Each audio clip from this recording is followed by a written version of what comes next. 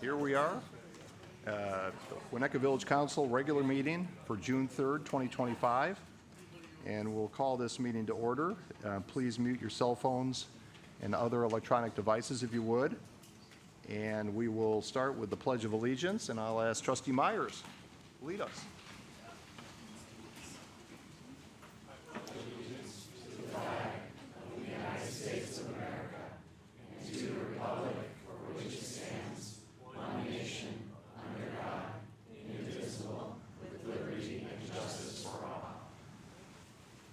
Thank you. And I will ask Rob to do a roll call for attendance. Thank you. Trustee Myers. Here. Trustee Apatow. Here. Trustee Dahlman is not here yet. Trustee Orsick. Here. Trustee Albinson. Here. Handler. Here. President Dearborn. Here. We'll now move to item 3, a quorum check. And Rob, would you like to do a quorum check for the next few meetings? Certainly. Next meeting's June 10th and June 17th to wrap out June. Those dates look okay? Okay. I may be out next week. Okay. I'm here next week, the 17th. I will be traveling and trying to make sure I'm remote, Okay. at least remote, Okay. on a plane. And then July 1st, we're looking to cancel that meeting due to the holiday week. And then your availability for the 8th. Good? All right. Thank you. Okay, thank you. Item 4, public comment. This is a time in the meeting when, if anyone in the audience would like to make public comment on any item that is not on tonight's agenda. So if you're here for the church project or you're here for IMEA conversation, this is not the time for that. And we have a sign-in sheet, but this must be for, okay, would anyone like to make public comment on item not on the agenda? Ted? She's first. Whoever would like to come up, come on up. Hey, Terry.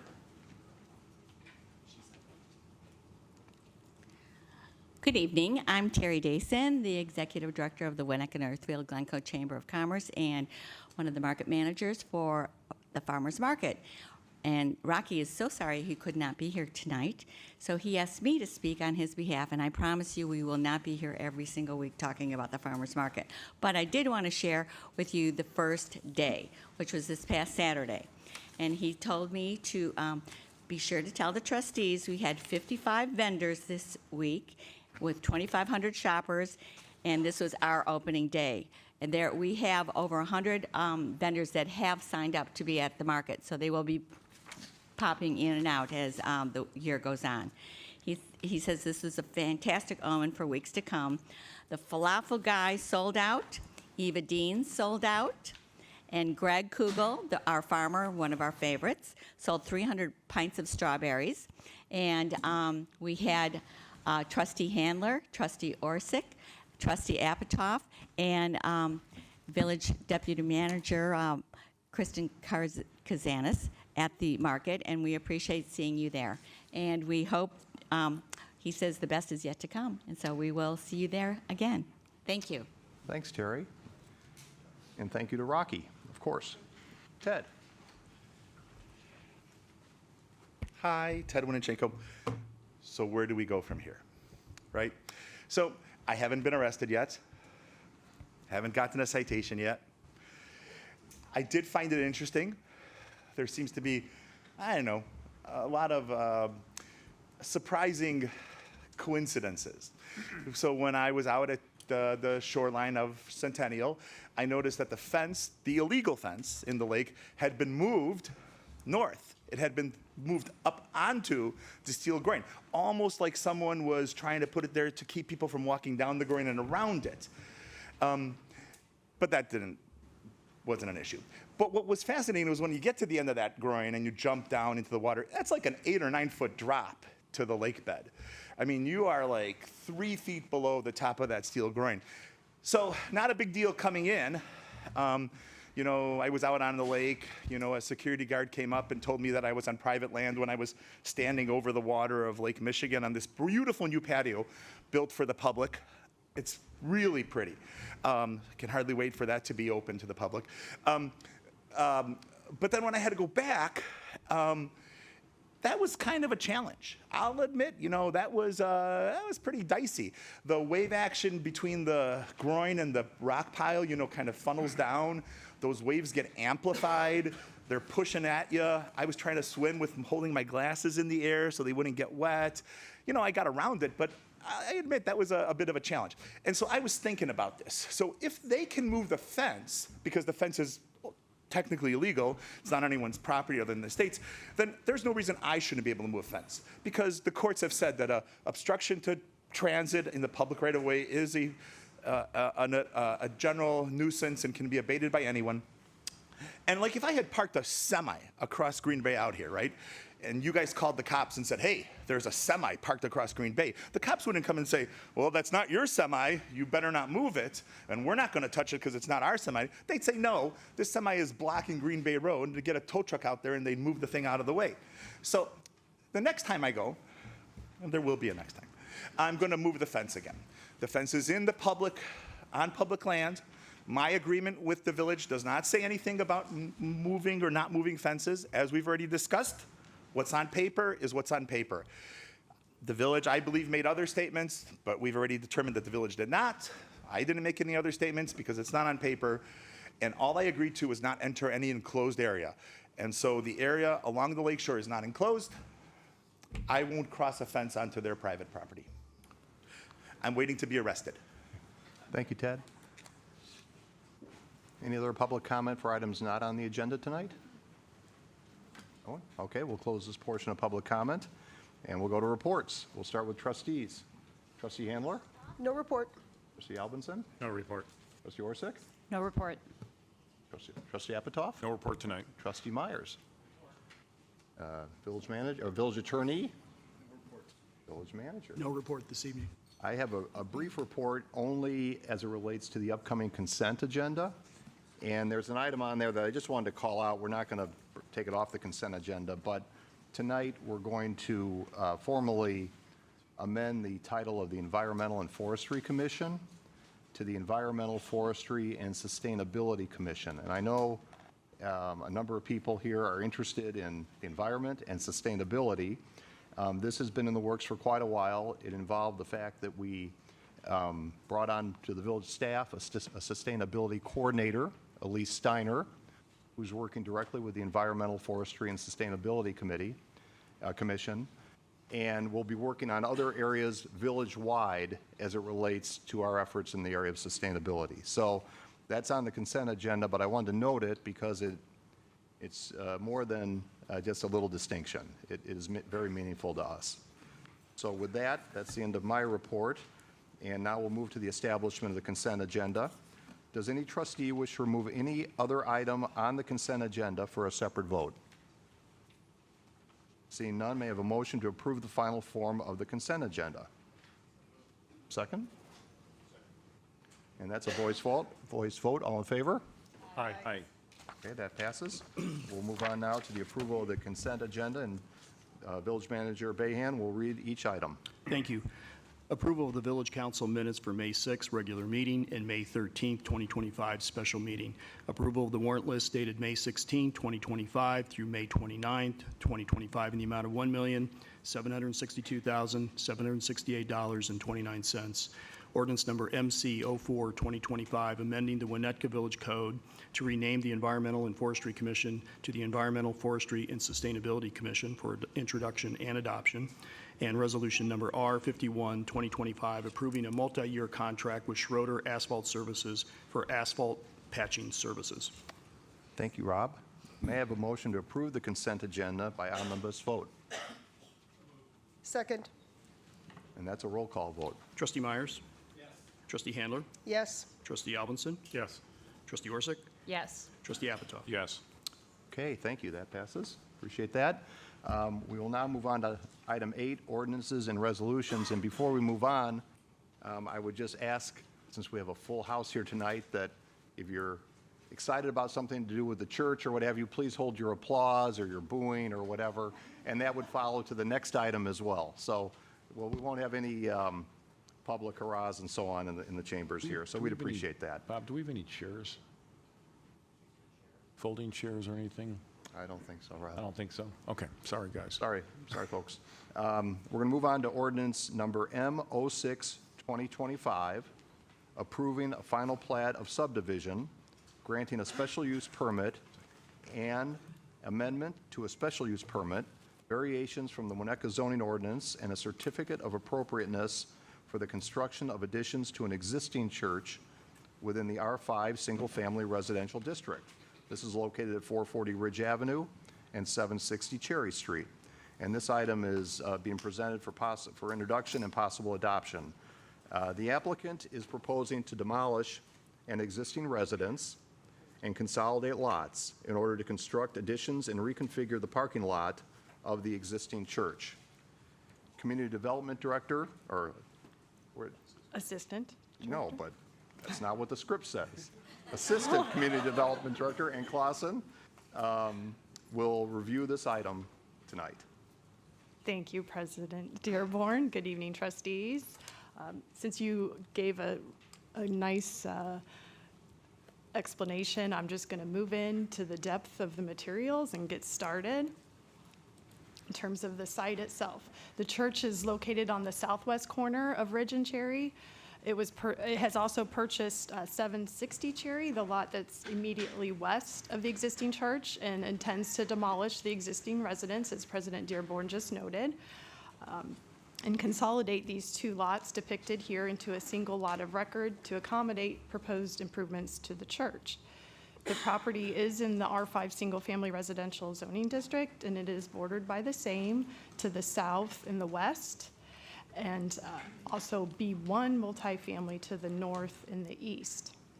In addition to single-family residential uses, the R5 district does allow a limited range of additional uses with approval of a special use permit, which include a church or temple, schools, library, and a preschool or pre-K, or pre-kindergarten.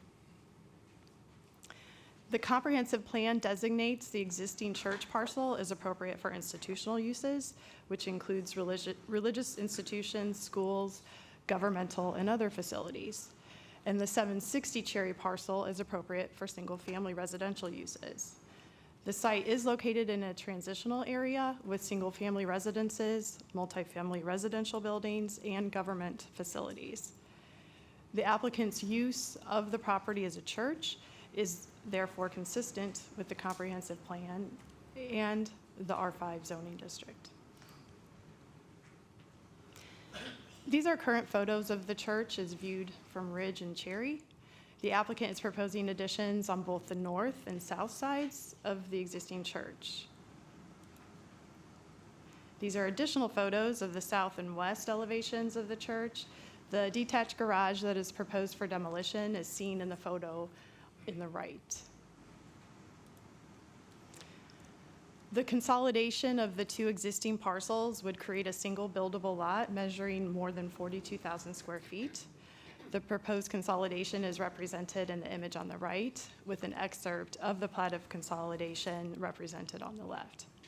There is an existing 5-foot utility easement for public utilities along the west property line of the existing church parcel. There are existing overhead utilities, electric and communication utilities that are serving properties in this area within the easement, which would remain, as well as the easement itself. No additional easements are being requested by the Water and Electric Department or the village engineer.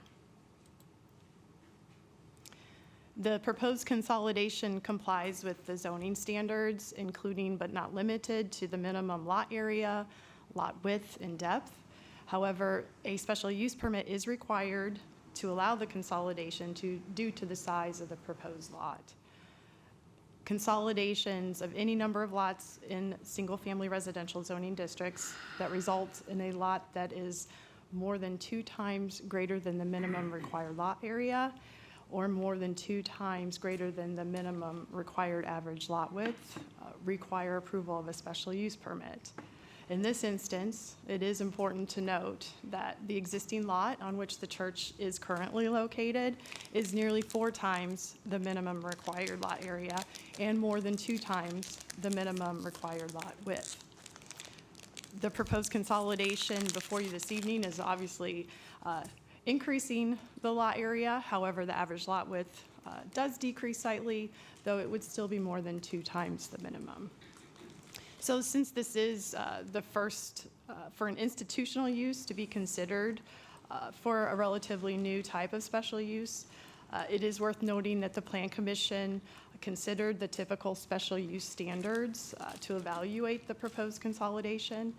Additionally, the zoning ordinance does authorize the council to impose conditions such as installation of additional landscaping, increase in any required setback, a restriction on the maximum gross floor area or lot coverage, a requirement to provide conceptual plans as reasonably necessary to evaluate the proposed special use, and lastly, restrictions to mitigate the impact of construction activity.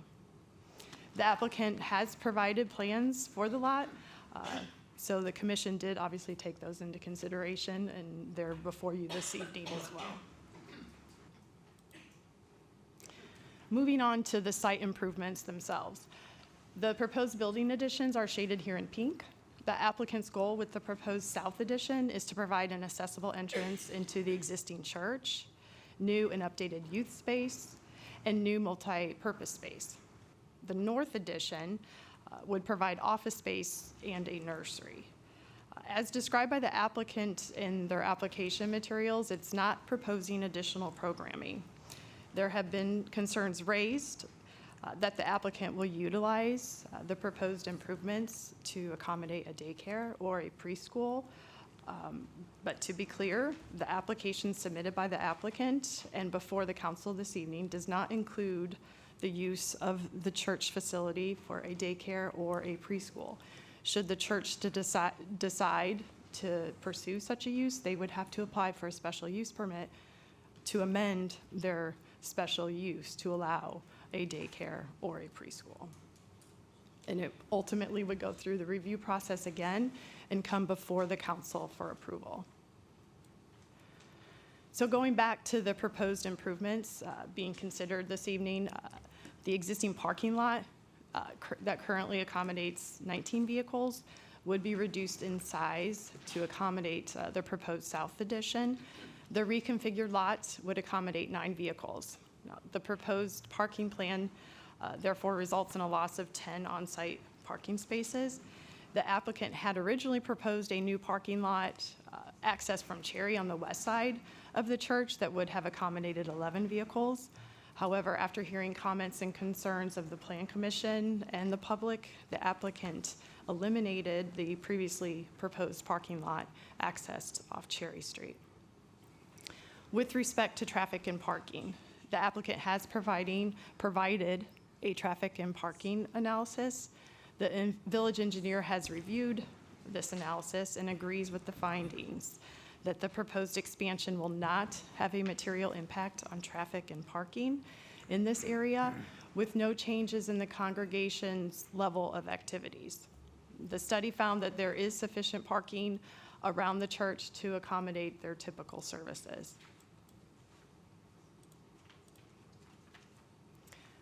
More specifically, with the proposed addition, on the first floor, there would be a lobby with an elevator and a multi-purpose room, since the existing multi-purpose area would be remodeled to provide youth space.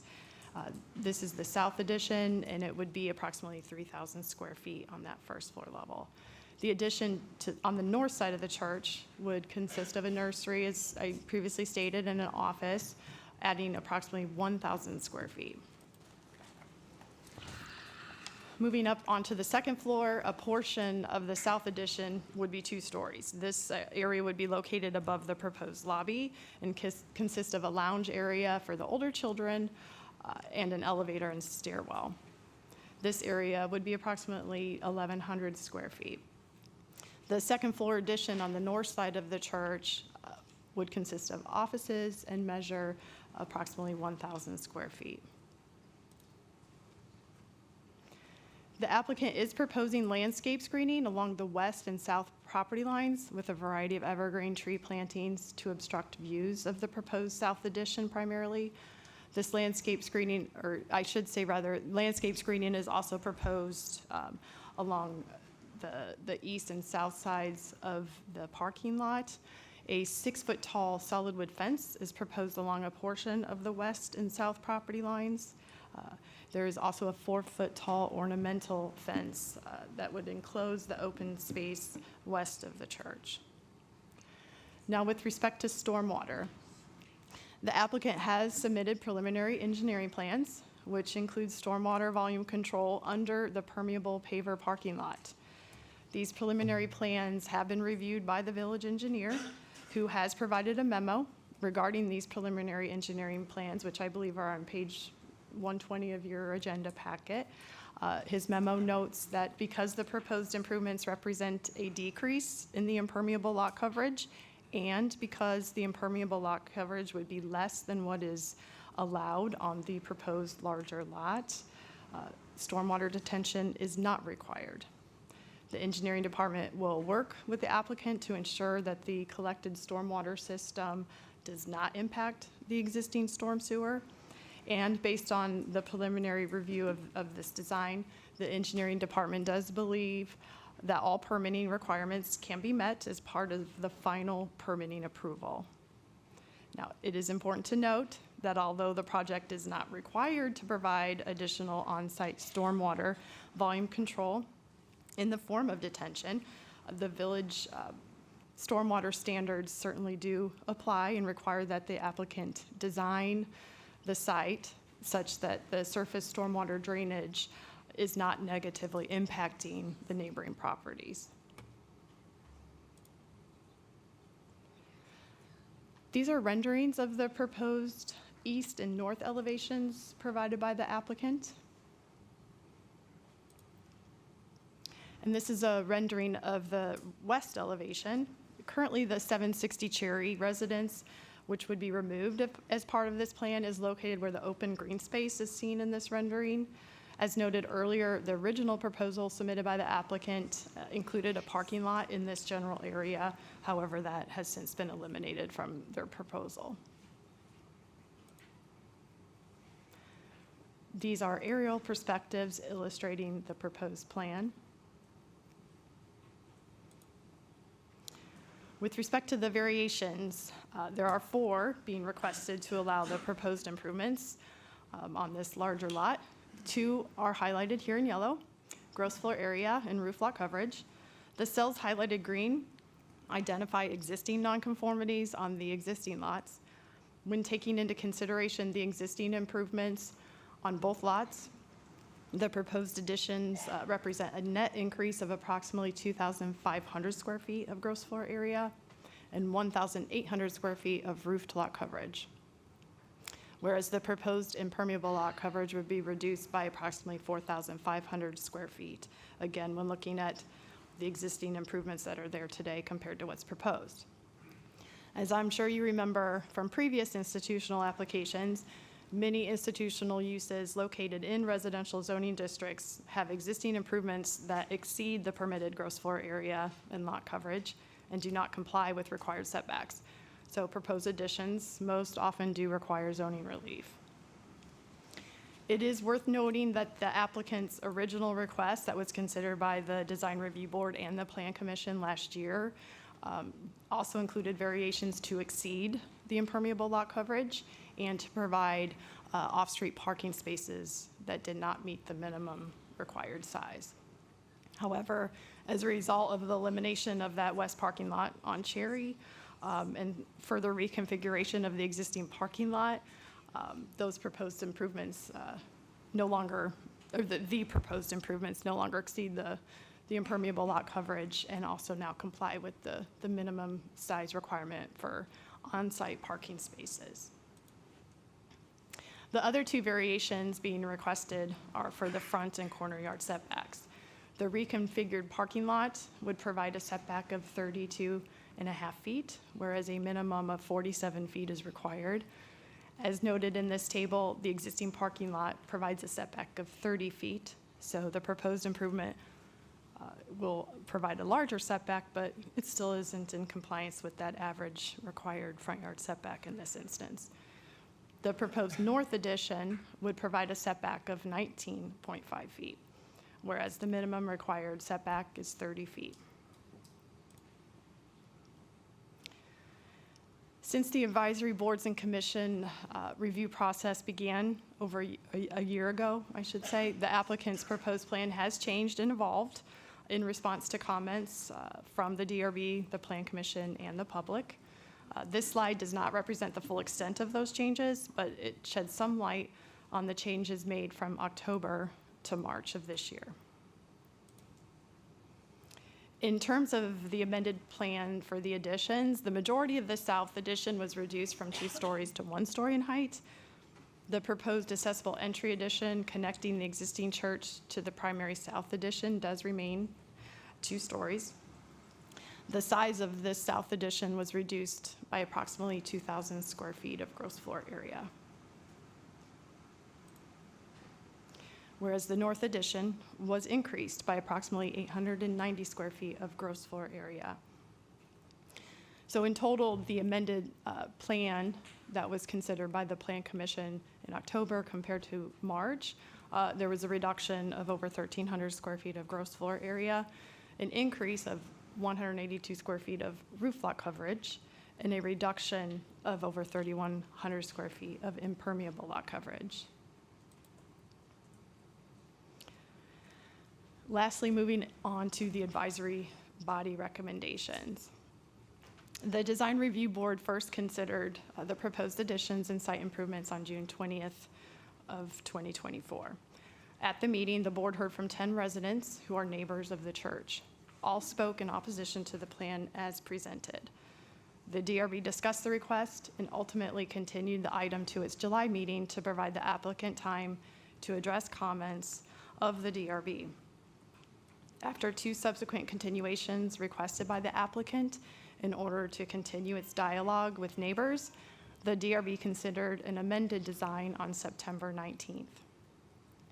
After hearing from 2 area residents opposed to the plan and 2 members of the public who spoke in support of the plan, who are members of the church, the DRB discussed the revised plan and commended the applicant for addressing the design concerns they noted at their June meeting. By a vote of 5-0, the DRB did recommend approval, subject to a specific design for the entry vestibule. Then on April 17th, due to the extent of the changes of the design during the Plan Commission's consideration of the review, the DRB considered an amended design and by a vote of 5-0, recommended approval. The Plan Commission first considered the request on October 23rd. The commission heard from 9 members of the public at the meeting. All nearby residents spoke in opposition to the project, primarily due to concerns with the scale and location of the south addition, safety on Cherry Street with the introduction of a parking lot, and the project's compatibility with the residential neighborhood. Issues identified by the commission were traffic safety on Cherry, with the vehicles entering and exiting that proposed parking lot, the scale and location of the south addition, and the need for additional landscaping. The applicant was agreeable to continuing the item to try to address the concerns voiced by the commission and the neighbors. The item was then continued to the December Plan Commission meeting. Now, prior to the December meeting, the applicant requested its application be continued to the February meeting to have additional time to review their revised proposal and work to address comments and concerns of the neighbors and the commission. Then, due to the commission's scheduled consideration of the Centennial Park and Beach application, the applicant's item was continued to a special meeting on March 13th.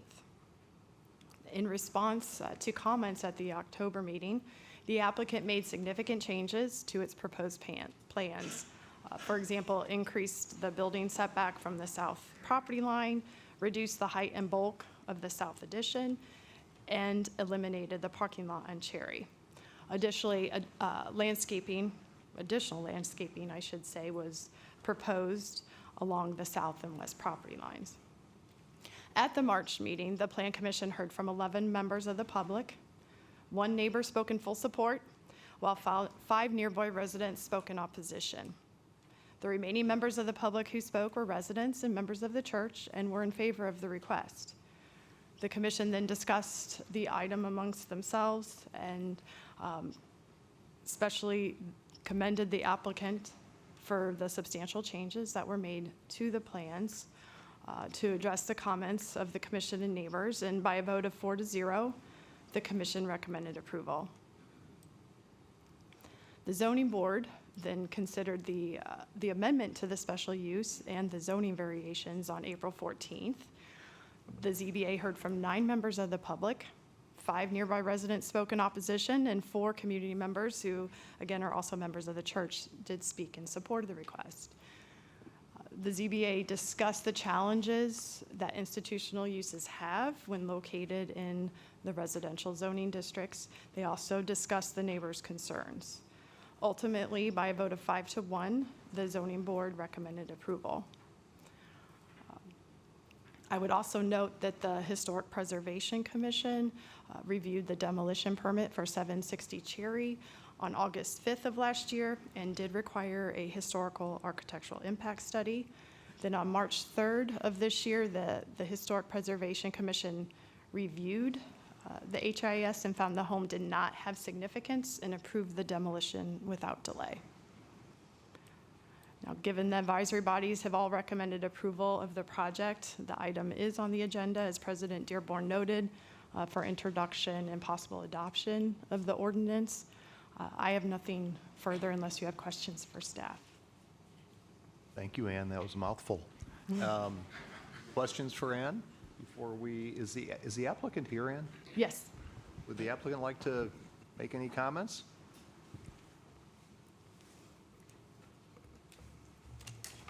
We'll answer all your questions. My name is Marshall Brown. I'm the senior pastor of Grace Presbyterian. I am functioning as the backup point guard tonight. Our normal presenter who distributes the ball to the team, who I'll introduce in just a second, is unfortunately traveling from work, as Matt Dower. Some of you have met Matt Dower. He's unfortunately out of town, and so you're left with a pastor.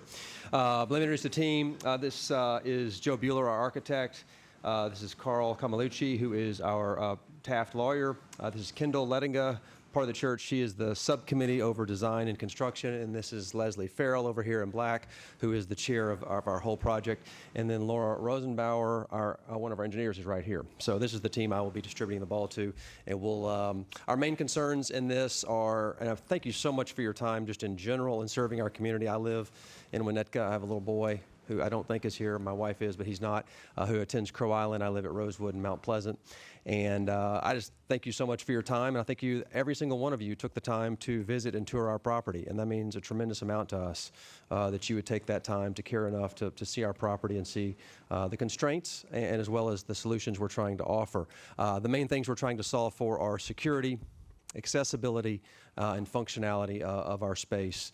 Again, there's no, actually we're losing seating capacity in our sanctuary, and it's really, we've got basically a sanctuary with a multi-purpose room, kind of a fellowship hall with the old parlance, and we're basically adding education space and losing a little bit of multi-purpose space, but that's the plan. So we're happy to take your questions, and I will, whatever I can answer, I will. Otherwise, I will pass the ball.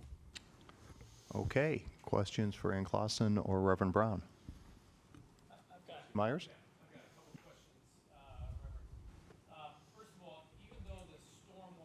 There's no requirement for retention. One of the things you note when you're in your parking lot is that the parking lot slopes to the south, which is kind of into the neighbor's yard. Right. When you redo that parking lot, what's the plan on that? Well, that we are on the high ground, and let me call Laura forward. She can answer this question better than I can. And can I pull up our slides? We've got a good slide for this. I'll let Laura start talking while I find the slide.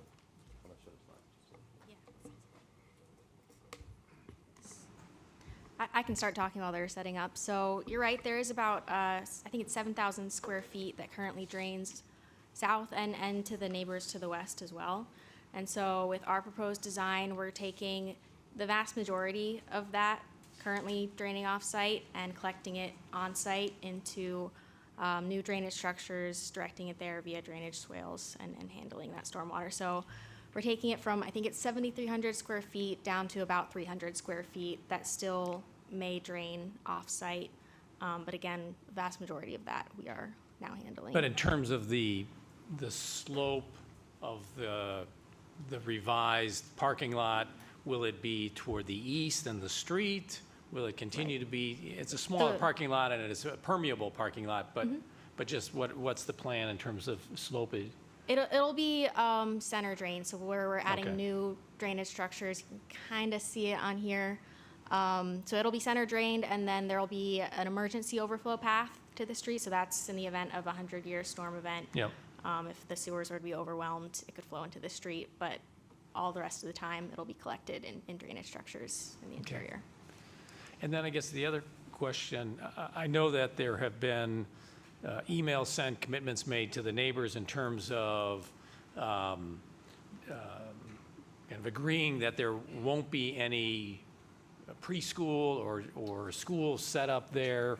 You know, is that something that you're willing to state in public? You have part of the public I'm willing to say it in record for public. As Ann said so ably, we'd have to go through the whole process again. That'd be one thing. The other thing is to say is that we excluded the possibility when we designed the building. We talked about it and said we're not going to do this because there's constraints. Joe could explain what those constraints are. But from day one, the design would have never have allowed for a preschool or a daycare. But then third and most importantly to your point, our current leadership team has said we have no intention of doing this and have put it in writing, and I'm happy to say it verbally as I am now. So. Okay. Thank you. Okay, Trustee Apatow? So I've been out to this site a couple times, and this one's for Ann. Ann, what is the required setback from the new building that's going to be the one story is taken from 2 to 1 story that goes to the south? What's the setback on the south required, and what is it currently as proposed? The required setback's 12 feet. And what is the building at right now? How far away? Right now, I don't have the setback, what's the existing church is, but the proposed addition would be 13 feet to the basement stairs, which, I thought trying it to looked like a locate. lot more than that. It comes 13 halfway into feet. the parking lot. The building is 18 feet, the wall to the south building. The south building addition would be 18 feet. So 13 feet to the basement stairs, and then 18 feet to the building itself. Now, we're talking about on the south Yes. side? Okay. It seemed a lot more than that, but I thought they'd almost doubled that. So it's required 12, currently planned at 18. Yes. Okay, thank you. Okay. Down here, Bridget, or Kirk, or Kim? Can someone walk us through the lighting plan, especially at evening with parking lot lights, building lights, Joe Bueller. and specifically any measures taken to protect the neighboring structures? We aren't proposing parking lot lights. Our proposal from the beginning and remains consistent to our current proposal is pathway lighting. Our initial proposal had more of a commercial style bollard that would go along the pathways, and we revised that to more of a residential looking pathway light. So the idea here is to have no spill onto other neighboring properties with lighting. At entries, we have decorative sconces that match the existing church sconces. There is one sort of wedge-shaped sconce on the south exit of the south addition for the purpose of cutting the light angle off before it spills onto the adjacent neighbor's property. So we've been pretty intentional about limiting our light output on the site and the effects of it on adjacent neighbors. Trustee Handler, anything? Okay, anyone else? Okay. I'll ask for public comment from the audience on this agenda item. If anyone would like to comment, feel free to come up and give us your thoughts. Hi, everyone. I'm Nancy Riddle. I live at 761 Cherry Street, directly across. And I worked with Marshall and Matt. I actually took them through Winnetka Presbyterian Church because they had done an addition. And that's where the accommodations have been made to flip-flop and use the new addition as a huge sanctuary, multi-purpose room, et cetera. And my primary concern when I came to the last meeting was safety and security for the children because they were playing out on Cherry Street, and that's been addressed. So, they're going to be putting in a fence around the green space, and I think that they'll utilize the space much better. We've all been through the church and the entire building, and it's pretty wonky. So where the location will be now, that's a polite word to use. So to put it where the entrance would be much similar to Winnetka Presbyterian, that's the church that's on the corner of Hibbard and Willow.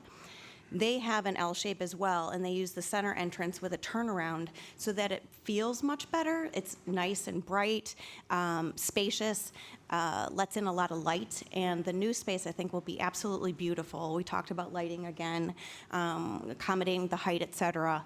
So I give my full support for this because the children are off Cherry Street, there'll be a fence, and I think that the redesign, the reutilization, repurposing of the existing building for the classrooms will also look similar to Winnetka Presbyterian, and I think it will be much more functional, which achieves all of their goals that I think that they had. What I would like to see, that you've mentioned lighting, is if they did want to put any kind of lighting on Cherry Street, I would welcome it because it's very dark over there in the evening.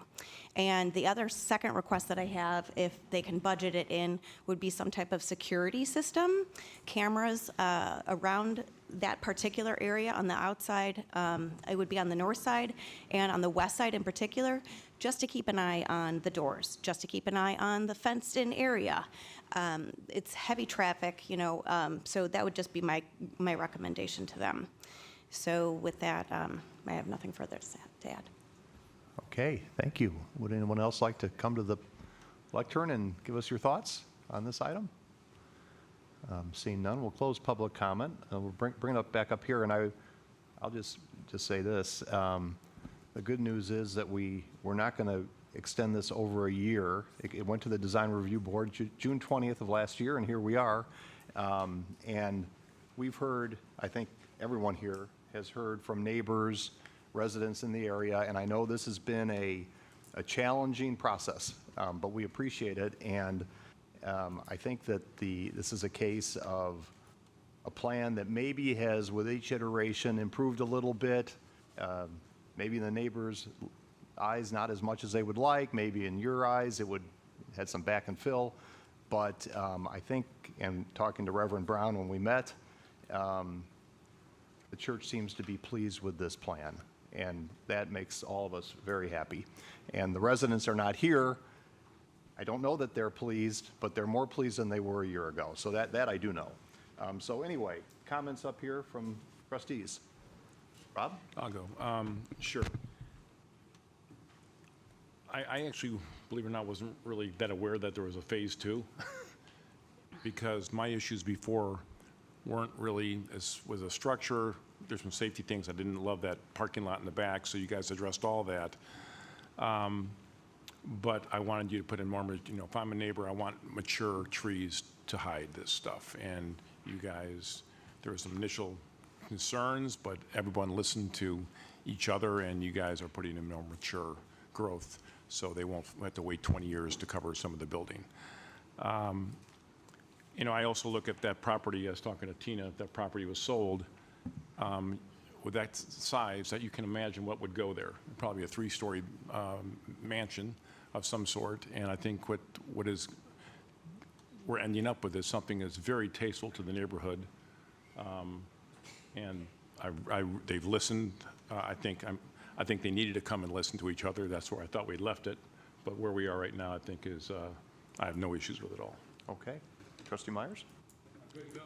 Okay. Trustee Yeah, Allen? were you?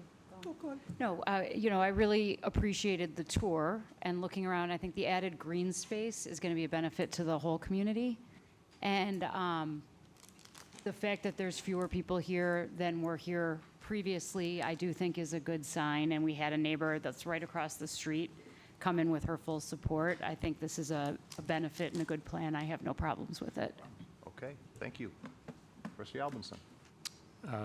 Actually, I do have a follow-up question that'll lead to a comment, but for anyone on the design team or the church, is there any plan for landscaping along the fence on Cherry to soften that up? Because right now, none of the renderings have anything shown there but grass.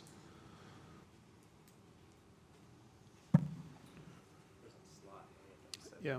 As of right now, there is no plan. I think the visibility into the green space was something that we wanted to preserve. And we did have a conversation with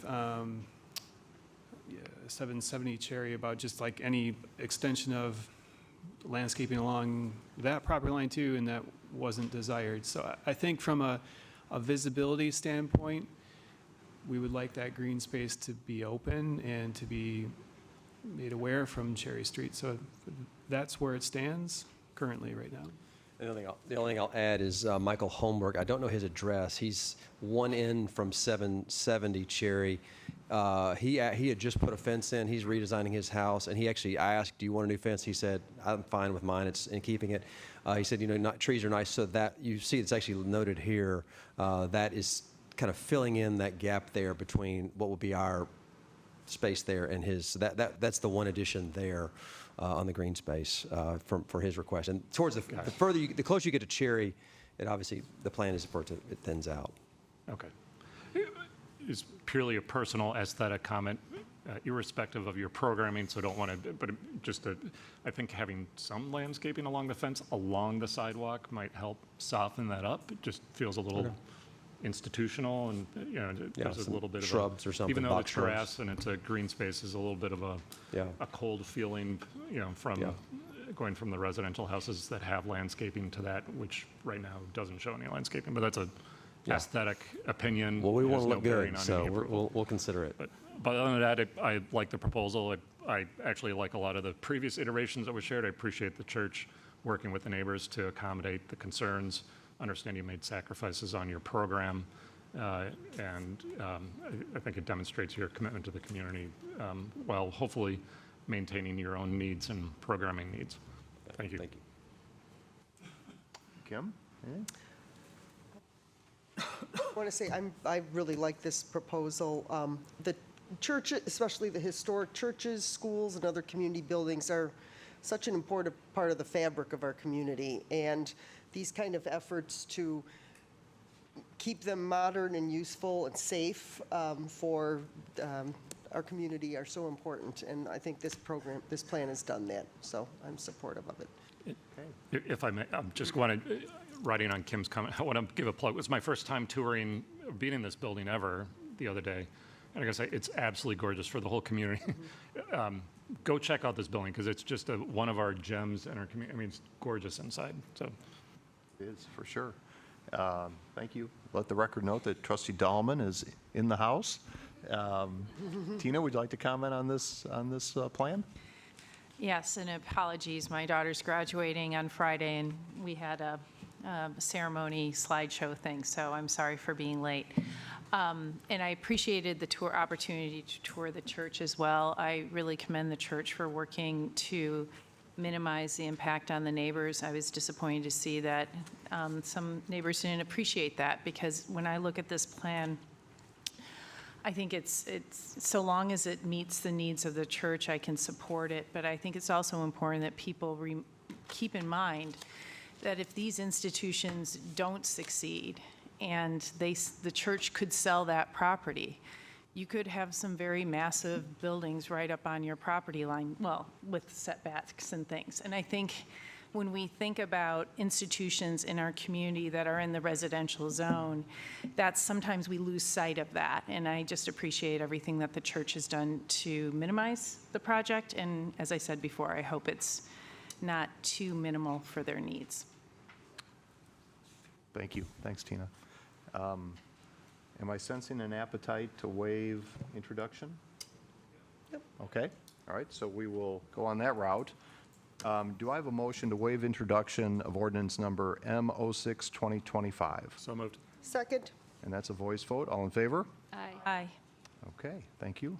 May I have a motion to adopt ordinance number M06-2025? So moved. Second. And that, Rob, is a roll call vote. Thank you. Trustee Albinson? Yes. Trustee Orsic? Yes. Trustee Dahlman? Yes. Trustee Apatoff? Yes. Trustee Myers? Yes. Trustee Handler? Yes. Okay, that passes. The long, windy road has ended. Get on with your project. Congratulations. Okay. Applause was okay. Oh, here we are. We move on to item B, ordinance number M05-2025, authorizing the execution of a new power sales contract and a new capacity purchase agreement with the Illinois Municipal Electric Agency for the delivery period commencing October 1st, 2035. No problem. And this item is here for introduction. Well, we'll let the...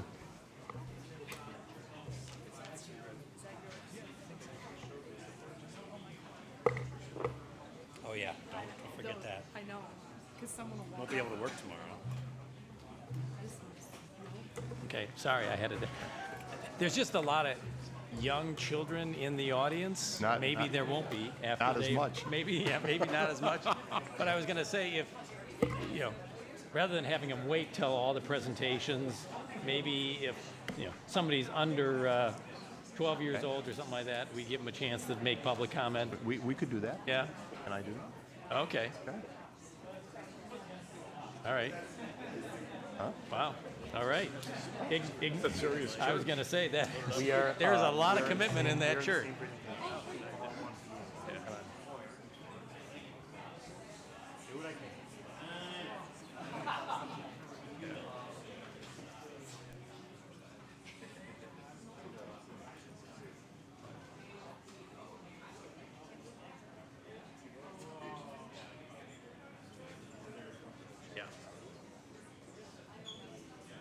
Okay. That was a surprise. That was a surprise. The church came out in force. Yeah, that was good. That was good. Okay. So this item, which I read, ordinance number M05-2025, is being considered for introduction. The follow-up to the May 13th council study session, Water and Electric Director Nick Nari is here to answer questions posed by the council and the audience regarding the IMEA contract extension, followed by energy consultant Mark Pruitt from the Power Bureau. After the presentation, council will ask questions, then we will hear public comment, followed by council discussion and a vote to introduce ordinance number M05-2025. Additionally, council may or may not review a draft resolution, a commitment to implement Pillar 4 of the Comprehensive Plan, Sustainability and Climate Action of the Village Comprehensive Plan. We may delay that to the June 17th meeting. If the ordinance is introduced tonight, is approved tonight for introduction, a vote on the adoption of the ordinance and the sustainability resolution will be considered at a future council meeting, most likely June 17th. Water and Electric Director Nick Nari is here to present. Have at it, Nick. All right. Thank you, President Dearborn and Council. With me tonight, I have Sustainability Coordinator Elise Steiner, Assistant Director of Water and Electric Sam Carrasco, Chief Financial Officer Tim Sloth, as well as Mr. Mark Pruitt, familiar face. So on the agenda tonight, we'll dive back into the discussion about cost of power based on some questions that came up after our last meeting on May 13th. We'll answer some questions about municipal PJM participation, other examples that were provided that we did some more research on. What are the consequences of Naperville not re-signing? I think this is an important question for you all to consider. We'll talk about sustainability measures, both on a local level as well as what IMEA is trying to accomplish as part of their Net Zero 2050 plan. We'll talk about renewable energy credits, or RECs as they're known. You'll receive a presentation from Mr. Mark Pruitt about retail comparison between us and Commonwealth Edison. And then lastly, we'll conclude with your consideration of the recommendation. So just recapping the cost of power analysis that was performed, again, as part of the May 13th study session. Staff feels that the analysis from the last study session is sound. Winnetka supply costs through IMEA have been lower than ComEd supply cost over time. You'll see some evidence from Mr. Pruitt on this shortly.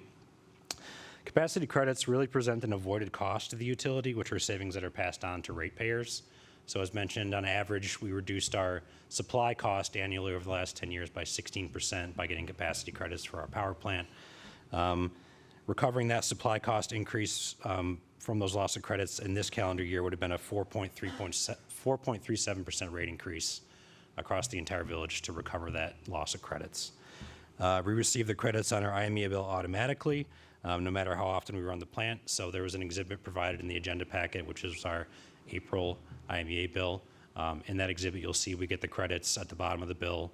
No matter how often we run, when we run, we get those credits for our capacity. Credits are scheduled to increase over the next 5 years, as has been discussed. IMEA board considered this based on staff's recommendation and passed it unanimously. Again, reflecting what we know is happening, the upward price trends in capacity, IMEA is being nimble in regards to that changing marketplace. Lastly, this one thing that's important to discuss, which I think requires a little more explanation, is how our power plant operates. So Winnebago's power plant is designed and permitted as a peaker plant. You hear that term often thrown around. We're really not a baseload plant like Prairie State or a nuclear plant. We're not designed to provide baseload generation around the clock. We most likely would not provide economical dispatch throughout the year.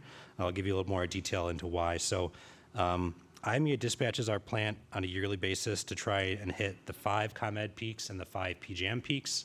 So remember, PJM is mostly on the East Coast, and there's this tiny little island of ComEd territory as part of PJM. So sometimes the ComEd peaks line up with PJM peaks, sometimes they don't. It's really weather dependent based on how weather systems are moving across the U.S. But what IMEA staff is doing, it's a 24/7 operation. It's a pretty sophisticated operation downstate in Springfield. They're watching the power markets. They're looking when it's most advantageous to dispatch us. So really what they're doing with our plant and with all the 19 generating members is IMEA is peak shaving on our behalf. So when the price of power is really high in August or September, when there's really hot days, they're going to dispatch us and the other 18 generating members to try to net our load off the grid. So we try to get our load as small as possible as it appears on PJM's grid, and that savings is passed on to the membership. So that's really how the system works. Some further constraints is that the village of Winnetka happens to be in Cook County, which is a non-attainment zone. So there's very strict rules about how you emit in Cook County in this area. So there's restrictions on how often we can even run the plant based on the emissions of our current technology. And our last permit submittal was a very difficult process just based on that fact, on where we are in Cook County. And also based on the equipment and our fuel, the power that we produce is fairly expensive and really wouldn't be clearing the market as often as you might think. Our cost of power is most likely 8 to 10 times the cost of IMEA's baseload generation. So if the market is indicating that we should be running, chances are we are already running because IMEA has already dispatched us. So there's really not a lot of circumstances where we wouldn't be running when the market's already indicating that we should. Just another way to look at the cost of power from a residential perspective. So the residential rate class is our largest rate class by load and by number of customers. We are a bedroom community. We have no industrial customers and no really large commercial customers. So we wanted to look at what a resident would see on their bill. What are you actually going to feel the money that's coming out of your pocket when you pay your bill? So this is an example of a ComEd bill, and you'll see another layer of difficulty in this comparison is that ComEd has unbundled rates. So when you look at a ComEd bill, supply and delivery are unbundled, and on a Winnetka bill, it's all one rate. So when you pay, your cost per kilowatt hour, that's reflecting the all-in cost for the village's utility to provide that service to you, which includes supply, delivery, and the fully loaded costs. So on the supply side for the month of May 2025, the supply cost without riders was about 8.5 cents per kilowatt hour for this ComEd customer. Delivery charges are shown here, and taxes and fees. There's some other taxes and fees that are bill riders on ComEd customers' bills that are related to the supply portion of the portfolio, and those costs get added onto the bottom of bills. So when you add in those riders, the supply cost was about 8.69 cents a kilowatt hour. When you add up the total cost, supply, delivery, and taxes and fees, for this customer, their cost was about 20 cents a kilowatt hour for the month of May. Another important thing to mention is that what's called a PCA, which is, we call it a power cost adjustment. ComEd has a PEA, which is a purchase energy adjustment. It's the same function. Essentially what utilities do is they look at They have projections for what the cost of power is going to be. Then on a monthly basis, they look and see, did we overspend or did we underspend? And then they either return that to customers as a credit or a charge. So I think this is really important to mention. Winnetka ratepayers have been receiving PCA credits on their bills for 3 consecutive years. So all the Winnetka billed customers in here, if you were to go back and look at your bill history, for the last 3 years, you got a credit on the bottom of your bill. And what this means is that IMEA has been beating their budgeted supply cost of power. So IMEA gives us a target every year, and then every month we look at that target and see are we above or below. Generally, we've been below, so we return that credit back to all of our ratepayers on a monthly basis. Again, looking a little deeper at this comparison, which I'll talk about here, and Mark will provide more color on it later. Cost of power. So we took that same consumption for that ComEd customer, looked at the May bill versus for that customer if they were in Winnetka, and then we also tried to project what that's going to be in June with what we know about what's happening in the capacity market. So in May, Winnetka supply charges were 21% lower than ComEd. So you see we're about 6.7 cents a kilowatt hour, and ComEd is about 8.5 cents a kilowatt hour.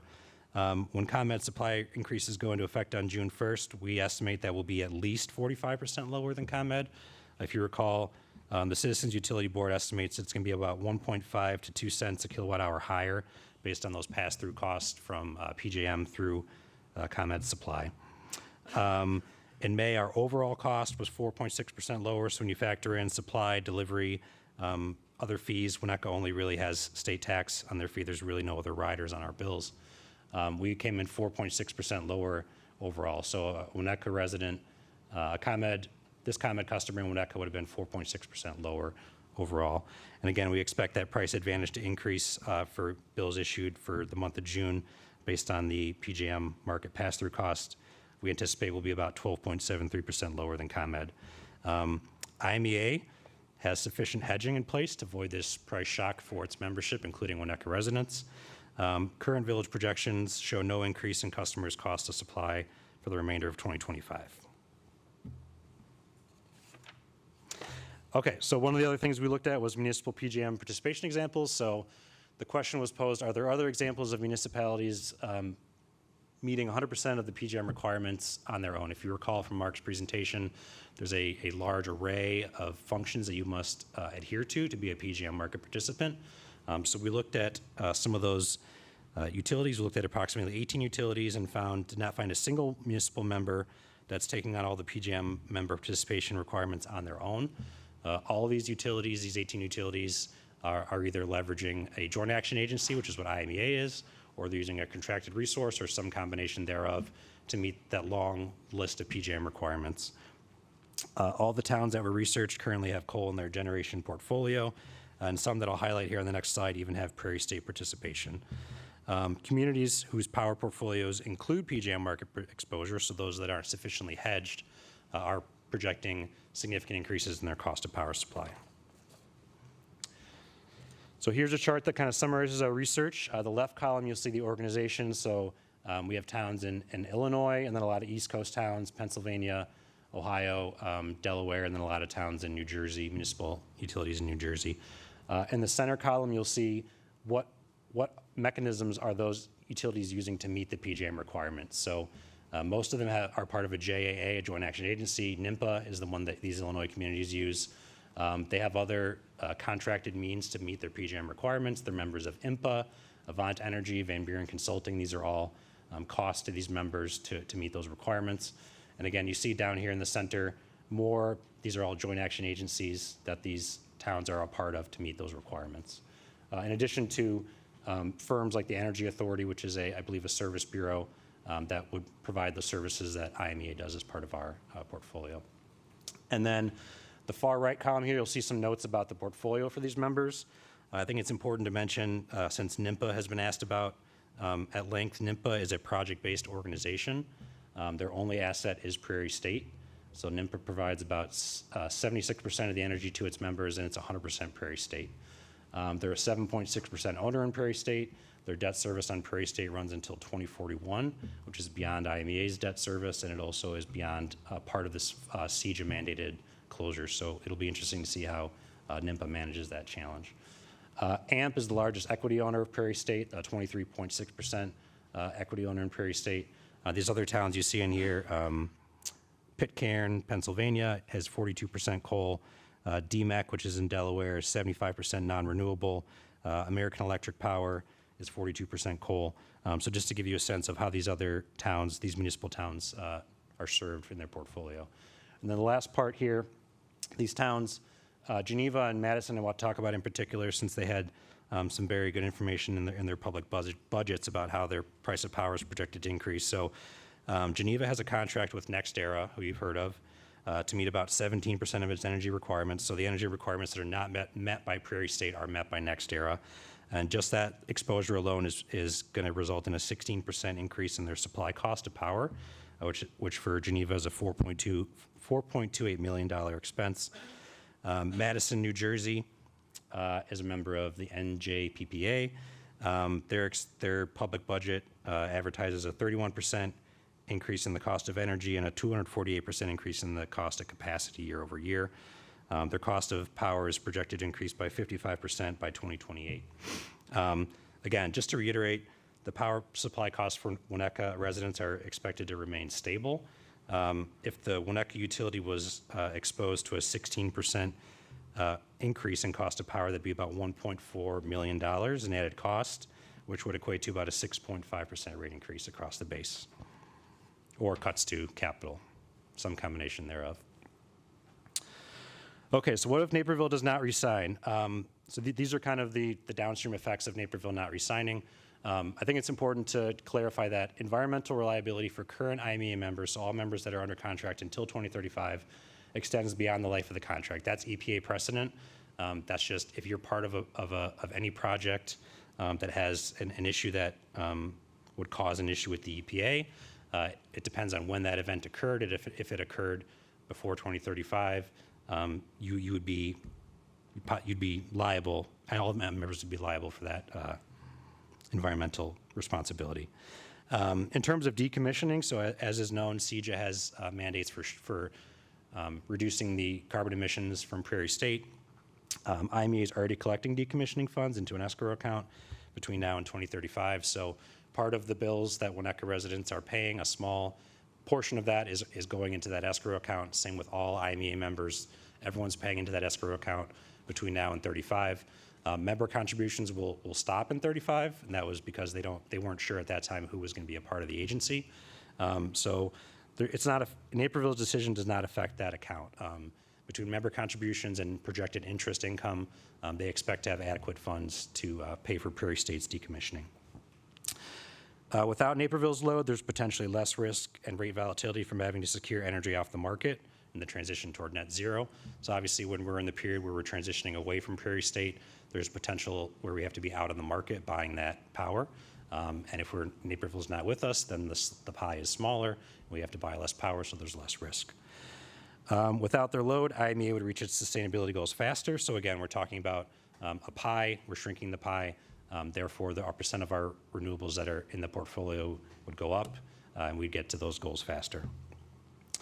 There would be a small increase in the percent of A&G. This is administrative in general. This is overhead cost spread across the membership. So right now, IMEA's A&G costs are about 2.9% of its budget, which is one of the lowest for any joint action agency in the country.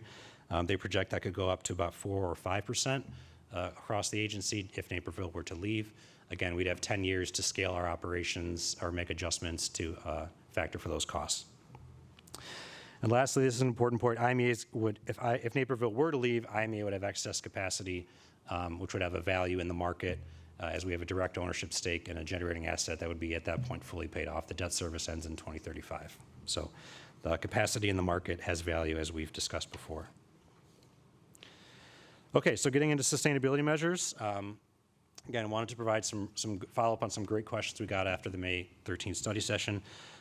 First of all, energy efficiency measures. So Winnetka fully expends about $42,500 of IMEA energy efficiency funding each year throughout the community. This money is use it or lose it. So just like that escrow account, a tiny part of the bill that you pay to us, that we pay to IMEA, is going into EE funding. And then IMEA takes all that money, puts it into a bucket, and then they distribute it on a pro rata basis to its members. And then we get to decide, based on the village manager's discretion how we want to allocate those funds. So every year, our goal is to allocate 100% of that money. We hit that goal every year. Since 2009, we've reduced our cumulative consumption by about 9.5 million kilowatt hours just based on those IMEA incentives. This, I think, is important distinction to make. We have full local control to go above and beyond and establish our own energy efficiency programs. There's no limitations in the current contract or the new contract that would prevent us from doing that. So I've heard like heat pump programs being discussed. I've heard possible incentives for residential rooftop solar. These are things that, with council direction, we can definitely consider. If we want to create our own EE fund within the village, we would have to discuss how that's going to be, what the revenue source is for that's going to be. Is that going to be grant funding? Is that going to be paid for through the rate base? That's a discussion we would have to have. But there's no limitations on possible EE initiatives within the village. We have full local control over that. Self-generation, the most common example for a resident would be solar. Illinois residents have by law the right to self-serve via solar. The village nor IMEA can infringe on that right. We have no ability to stop a resident or a commercial entity or an institution from installing solar.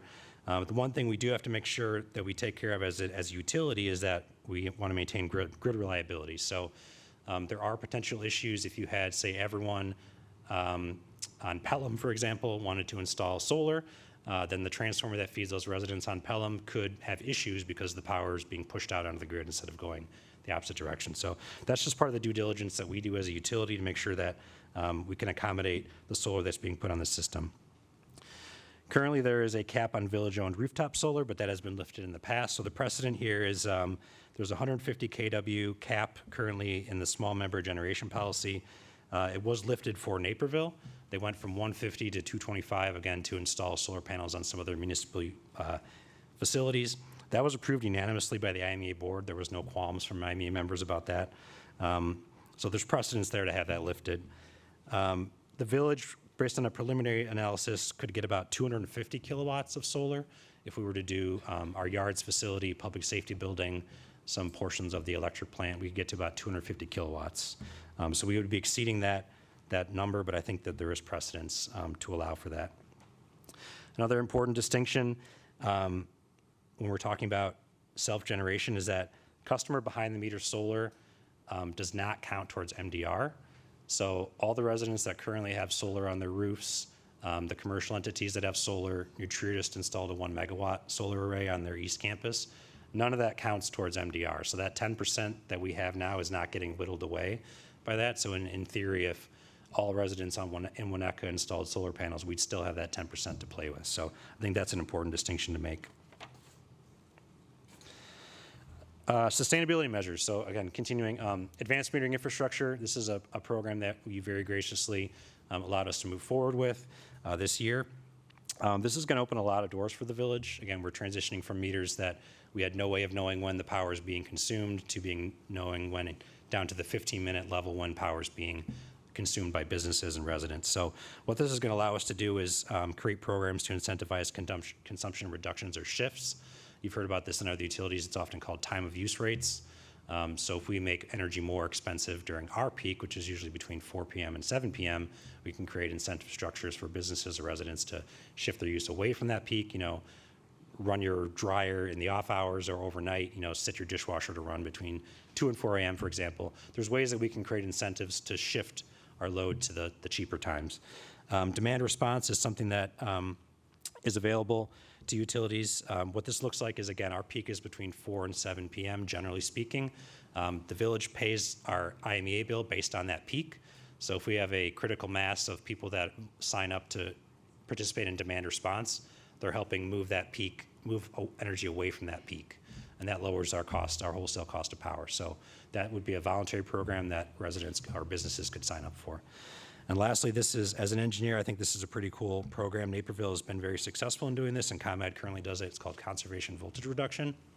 So what we do is we look at the very last customer on a feeder.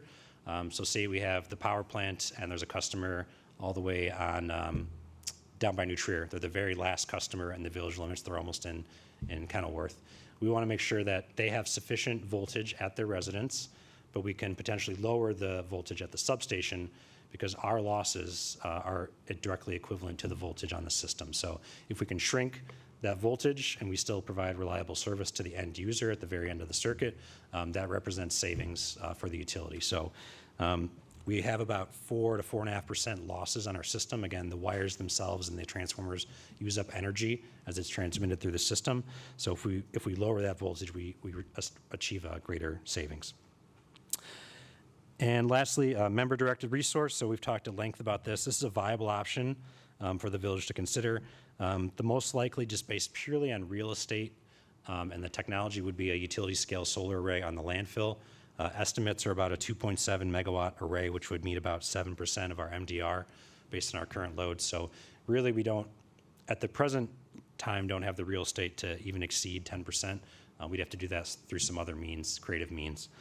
The village would own the array and receive credits for energy produced based on market rates. So this would be a village-owned asset within the village. IMEA would manage how that asset is dispatched into the market, and we would receive credit for that based on the market rates. IMEA is committed to extending this provision as soon as the contract is signed, so this isn't something that needs to wait until 2035.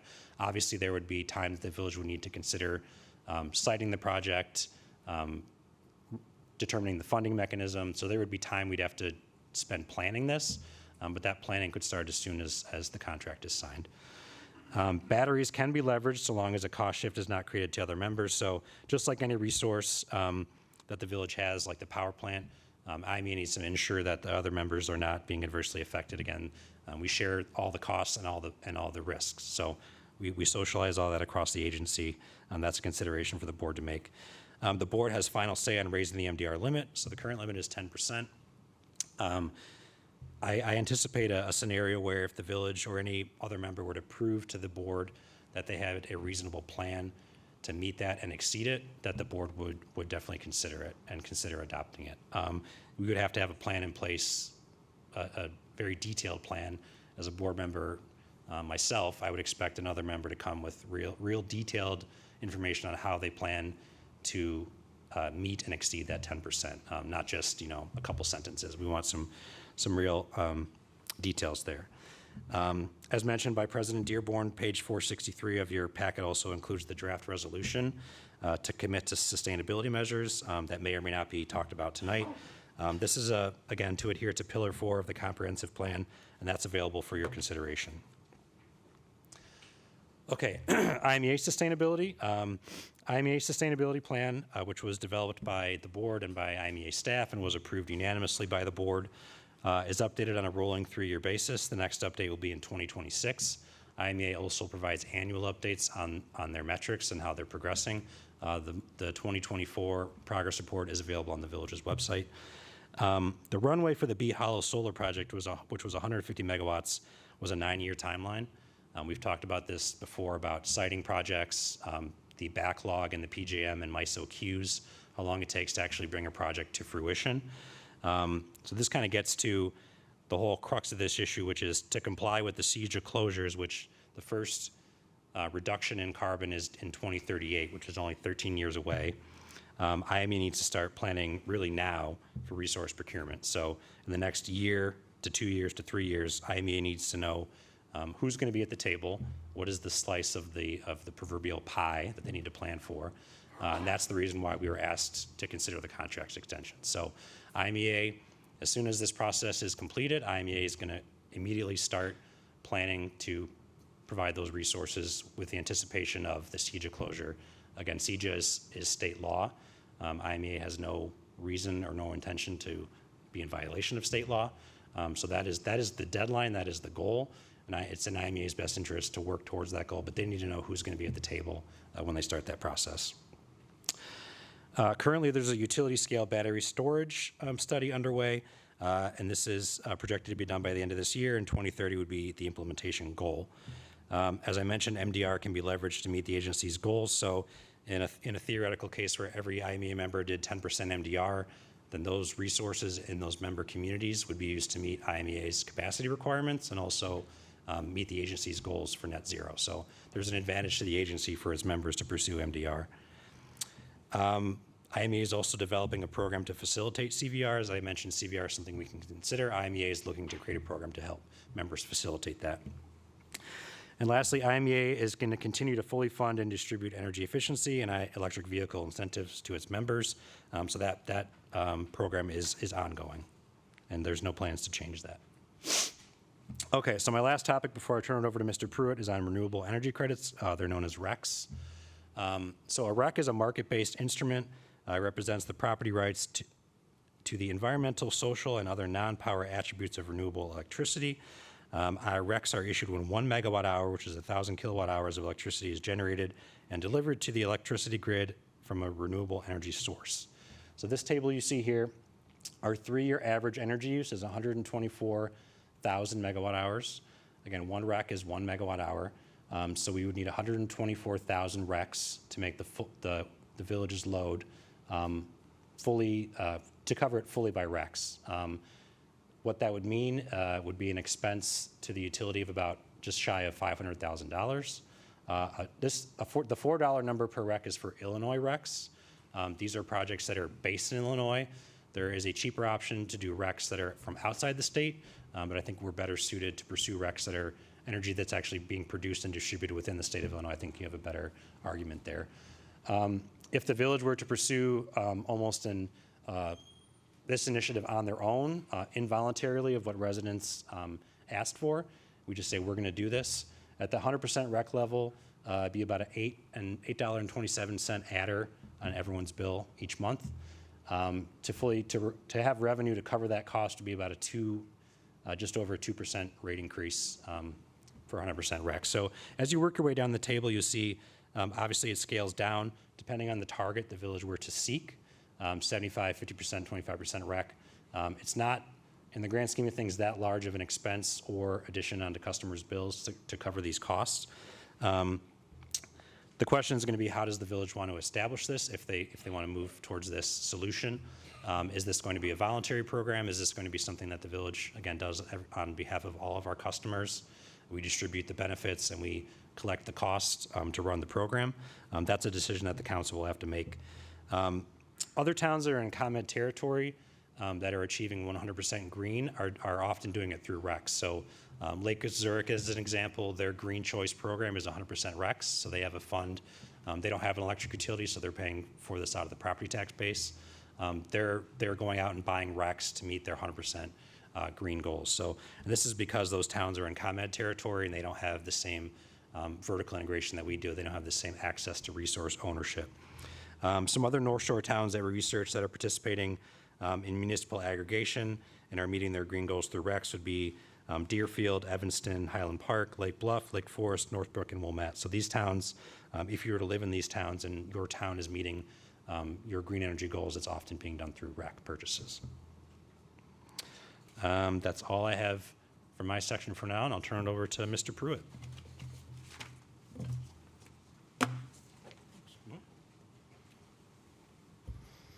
Good evening.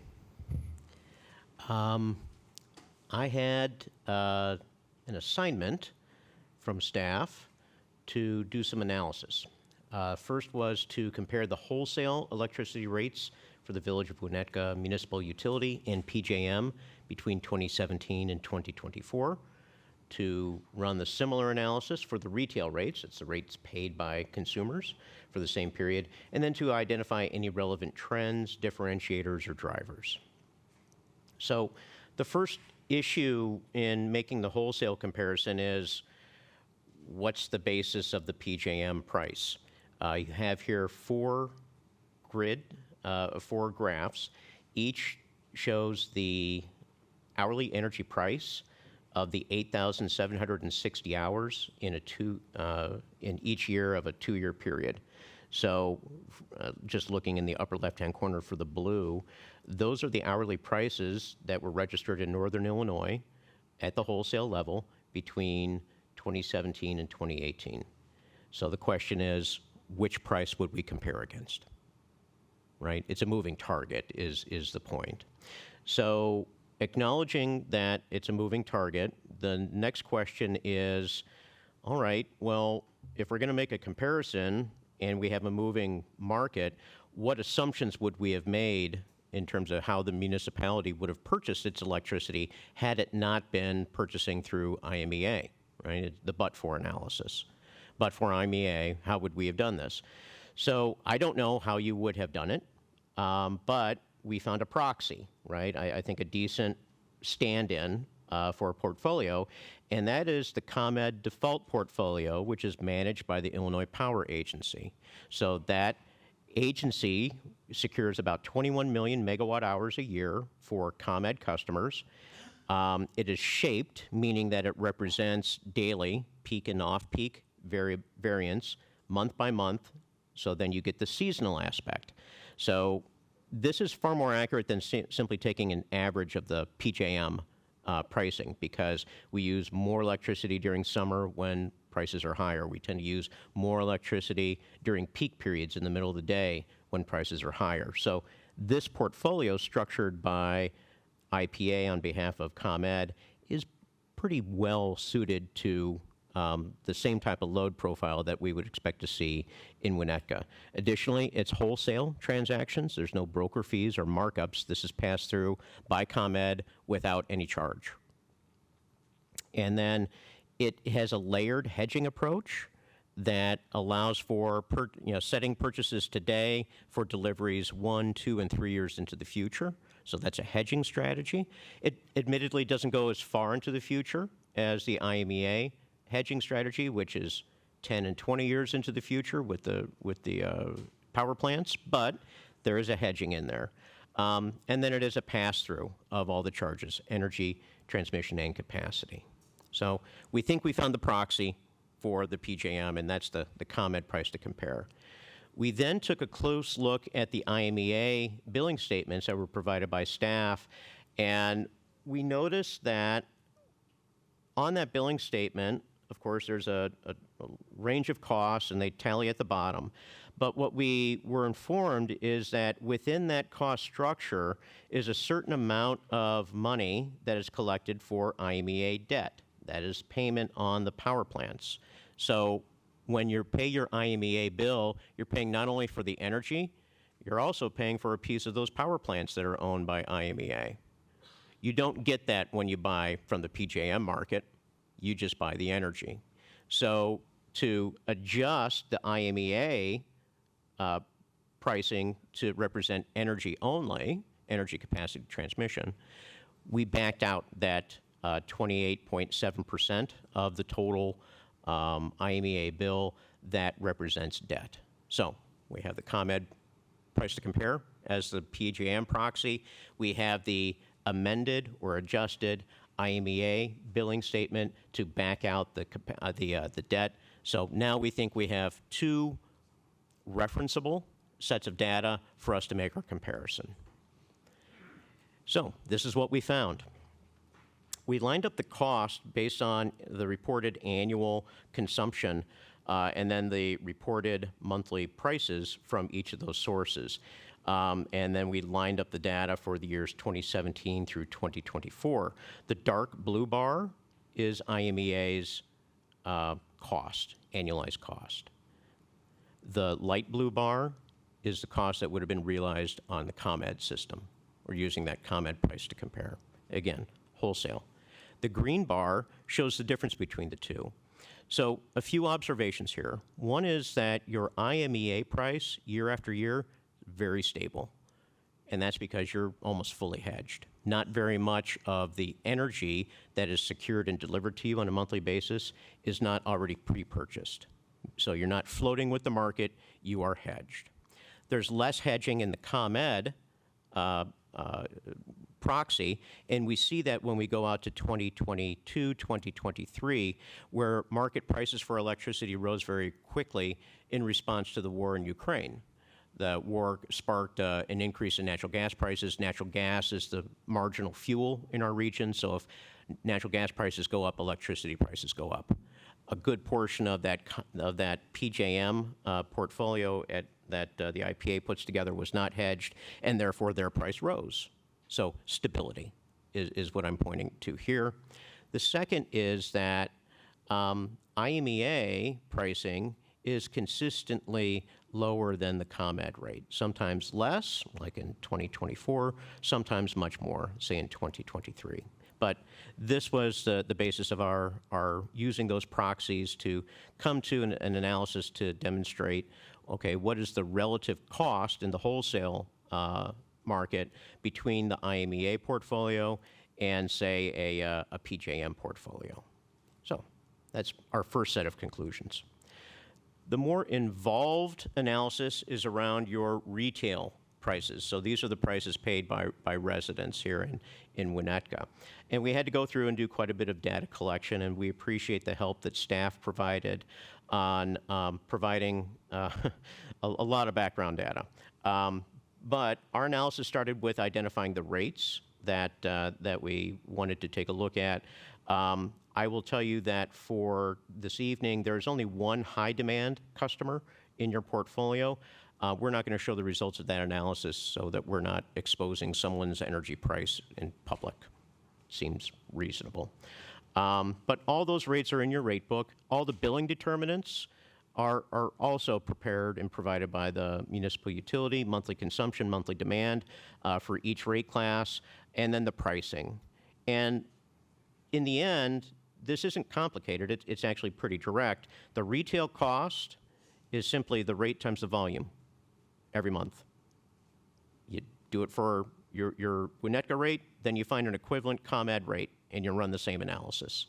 And then you tally them up, and voila, you have a result. So how did we get all of the extraneous data that we needed to make that comparison?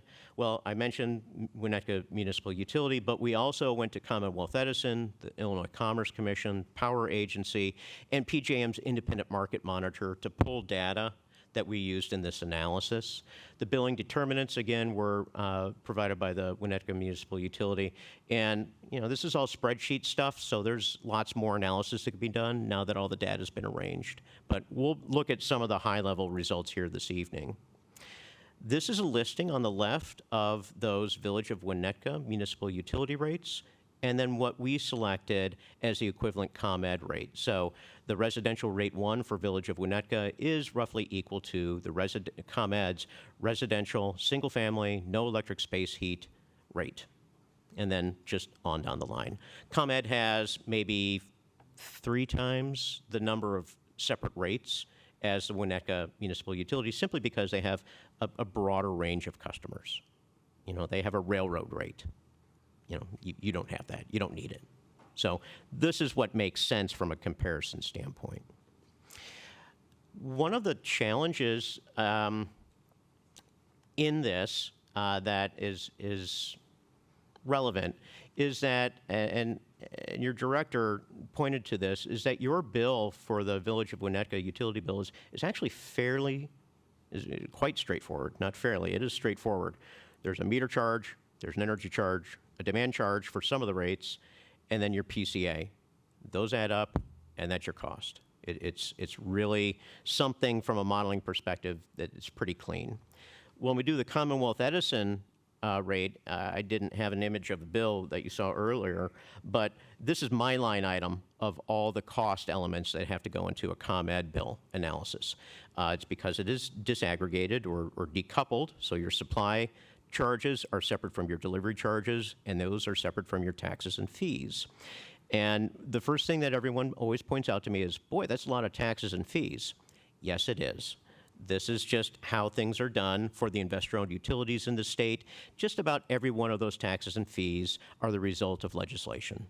You know, the legislature said investor-owned utilities shall collect this fee for this purpose, right? And some of these are pretty familiar. There's the energy efficiency funds, there's the zero emissions funds, there's this whole range of them. They do add up over time. We put this busy graph together just to get a sense of what their impact is. Going back to 2017, they were pretty low. And then the passage of the Future Energy Jobs Act occurred, and new charges were introduced. And then in 2022, additional charges from the Climate and Equitable Jobs Act were introduced. And this isn't a judgment on whether those are good or bad. They just are. and they appear on every ComEd bill. So what I've tried to show here is how these all stack up over time, and that's they all add up to the red dashed line at the top. Then you'll see that there's a big dip about 3/4 of the way over to the right. Well, that was from an adder called the CFRA, the Carbon Free Resource Adjustment. It's an incentive to make sure that there's a minimum amount of revenue for some nuclear power plants in the state. And it works like a hedge. So when market prices go up, the CFRA becomes a credit. When market prices for energy go down, the CFRA goes up to ensure that those nuclear power plants meet minimum earnings levels. Right? So it serves as a hedge. And you see that it operated right out of the gate when it was first implemented. It was a big credit because power prices went up a lot, again, due to the war in Ukraine. And then as the market is regulated, it has swung from being a credit to consumers to being a charge. Right? When we take a look at, okay, Mark, what's the history of charges month to month between IMEA and ComEd? Just get to the bottom point, get to the bottom line. So what I've tried to do here is do that. So the black line is the price history of ComEd rates. And you see that it moves over time, it goes up, comes down, as normal. Then you see a series of bars, purple bars and blue bars. Blue bars are your IMEA purchase prices from the billing statements. The purple bars are adjustments to show where we backed out that debt obligation. Right? So we see that in the more current years that we see much better performance from a pricing perspective on that netted out value for the municipal utility. And then if you look in the green box, our estimate of the cost of electricity supply on the ComEd over this period would be about $81 million. If we compare that to IMEA, just what is on the bill, right, including the debt payment, that's the second number there, so 76 million. If you back out the debt payments, then it's 73 million. Now, this is not forever. This is just since 2017. The next few slides, I don't want to bore you with squiggly lines from a consultant, but I'll try to give you some commentary of what I see, and maybe there's some relevance here. So this is the price history of your residential rates in purple for the village versus ComEd in the blue. You see that they've been very close to one another over time. At least they traveled in a range. And then in the past year or so, the ComEd rates have broken out to the north. If you look at the table on the bottom in green, what we've tried to capture are two important things. One is the volatility index. So that's a measure of standard deviation on the price patterns for each of the utility pricing over the period. The higher the number, the more volatile the price. The lower the number, the less volatile the price. I put this in here because, in my experience, consumers can take good news, they can take bad news, but they can't take surprises. So the volatility index gives us a sense of how frequent are we going to hear from consumers because they're surprised at their utility bill. The other is the annualized inflation rate of prices from the beginning of the period to the end of the period. And again, it just gives another flavor to what otherwise would be squiggly lines on the page. Your space heat is slightly different. It's structured to have a higher, it has a higher price during the winter. That's how it works. I'm sorry, during the summertime on a per unit basis. So it follows a pattern very similar to ComEd, somewhat higher. If we look at the commercial rate, we see that over a longer period of history, the ComEd rate was below the commercial rate here in town, but that difference is narrowed. I don't know that it'll be permanent, but based on some indicators, I think it's at least going to be much closer than it has been historically. And then for the school and government rate, that too very stable over time. Then you see that, you know, schools and government tend to be larger users in the portfolio, so they had a much more pronounced benefit from the CFRA. That's the big drop-off in the ComEd line that you see there, and then the eventual recovery. Same thing with electric water heat, and then something very similar for your large residential. So what are some of the items that push volatility into that ComEd rate that you're not seeing in your rates? Well, one is this CFRA. This is the nuclear subsidy, and you see how it goes from a credit of 4 cents a kilowatt hour all the way up to a little bit better than a charge of 2 cents a kilowatt hour. Well, that's going to, you know, be noticed in a residential bill, because that is the rate that's paid on all kilowatt hours during the billing month. So it does add up.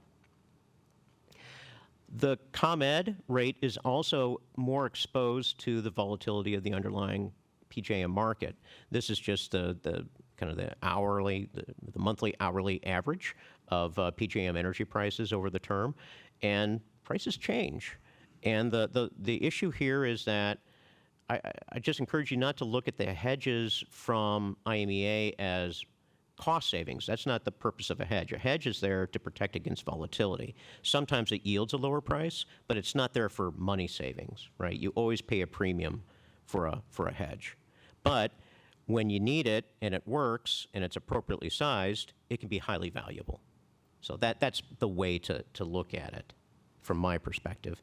And then also on the ComEd side, you're looking at these escalators. An energy bill did not pass this last week in Springfield, but in it were changes to a number of those fees and charges, as well as proposals for new fees and charges, including a battery storage fee, which would then be additive to all the other fees. And as you see on this slide, we have the blue line, which is the renewable portfolio standard. That rate has been adjusted upward via legislation. We see the red line, which is the cost for the ComEd energy efficiency programs, which are now rate-based, which means that they automatically increase year over year. So what does this mean going forward? I think that the point that I would take away is that the policymakers have already signaled what they're going to be doing. They're going to intervene in the wholesale market. And as they intervene into the wholesale market, they're going to be necessarily adjusting the level of supply and demand. And I'm not saying it's wrong. I'm just saying that whenever you intervene in a market, there's an impact. You're squeezing a balloon, right? So when policymakers look at their goals, their clean energy goals in this graph from the Illinois Commerce Commission, what they're doing is in the layers portion, they're layering on the sources of clean energy that they think are going to be available to meet their clean energy goal, the zero carbon power sector by 2050. If you start at the bottom, the dark green is the renewable portfolio standard, the renewable energy projects that they've already purchased into. The light green is what is yet to be purchased to meet the state mandate. Then you've got the reality that even with $585 million a year being collected for the RPS, it's not enough. The IPA has identified that it's several billions of dollars short to be able to meet these goals. So there's going to have to be more effort, more wind and solar going into the system to meet these goals, and that will have an impact on the supply side of the PJM pricing formula. Then there's nuclear incentives. You see the dark blue and medium blue. Those are the two incentives for nuclear plants in Illinois, and you see that they end in about 2028. The expectation is that we're not going to get any new nuclear power plants, zero emitting assets, anytime soon. So it's going to be imperative for the state to continue to keep those existing power plants operating over time. The expectation is that there's going to have to be some type of intervention or subsidy. Something is going to be necessary to encourage their continued operation all the way through 2050. Then you also have the state taking measures to encourage increases in electricity demand. So those first two are on the supply side. This is on the demand side. There are direct incentives that are leading to load growth. Data centers, EVs, electrification, all these things increase demand over time. And again, it's an intervention. It's a policy objective. I'm not saying it's good or bad. I'm just saying it has an impact on pricing. And my sense is that the more interventions, the more volatility. So I think that's the main takeaway. Prices go up, prices go down, but it's managing and avoiding the disruption that those can cause that is really the purpose of the hedges that you see not only with IMEA, but also with the Illinois Power Agency and what they do for ComEd and Ameren. So I appreciate your time. Thank you very much, and happy to respond to any questions. Thank you, Mr. Pruitt. Appreciate that. And Nick, thank you for your presentation. Why don't we, before we go to public comment, we'll ask the council if there are any questions for Nick or Mr. Pruitt. Trustee Myers. So, Nick, actually, I've got questions for you. Really trying to understand the flexibility that Winnetka has within IMEA to set rates however we want to set them, to change zoning laws, provide financial incentives to our residents to, put in solar panels or heat pumps or whatever. And then I want to talk about the impact or how what a reduced demand from IMEA would have on how IMEA bills us. So let's go back a couple points. One, you talked about behind the meter, okay? Can you be a little bit more specific? That's a euphemism for there's a point where after that point we can kind of do anything we want, right? Right. And it doesn't count against our 10% credit. We don't get penalized by IMEA. So can you just be a little bit more specific on where the behind the meter is? What kind of, what is in that catchment that we can decide as a council, as a village, to do? Yeah, sure. So I took some notes, so I hope I can hit all your points. So behind the meter, there's a couple different ways to look at it. It depends whose meter it is. So the first way to look at it is IMEA's meter. So we have connection points to the grid that IMEA monitors because they need to bill us. So our generation, our plant is considered behind the meter generation for IMEA. If you take it one step further, you think of Winnetka customers' meters, then their generation is also behind the meter on the customer side. So New Trier, for example, just did a 1 megawatt solar array on their east campus. There's about a dozen or so residents that have solar. Those are behind the meter resources. And those resources, IMEA nor the village really has any say over how they're installed, because other than zoning rules, obviously, that need to be adhered to. But as I mentioned, Illinois customers have a right to self-serve. So if you wanted to install an array on your home, I couldn't do anything to stop you so long as it met the village's zoning requirements and it didn't adversely affect the electric distribution system. I would have no means to prevent you from doing that. So again, that get back to local control. The village can, in terms of rate making, to get to that question. So the village uses a certain amount of energy.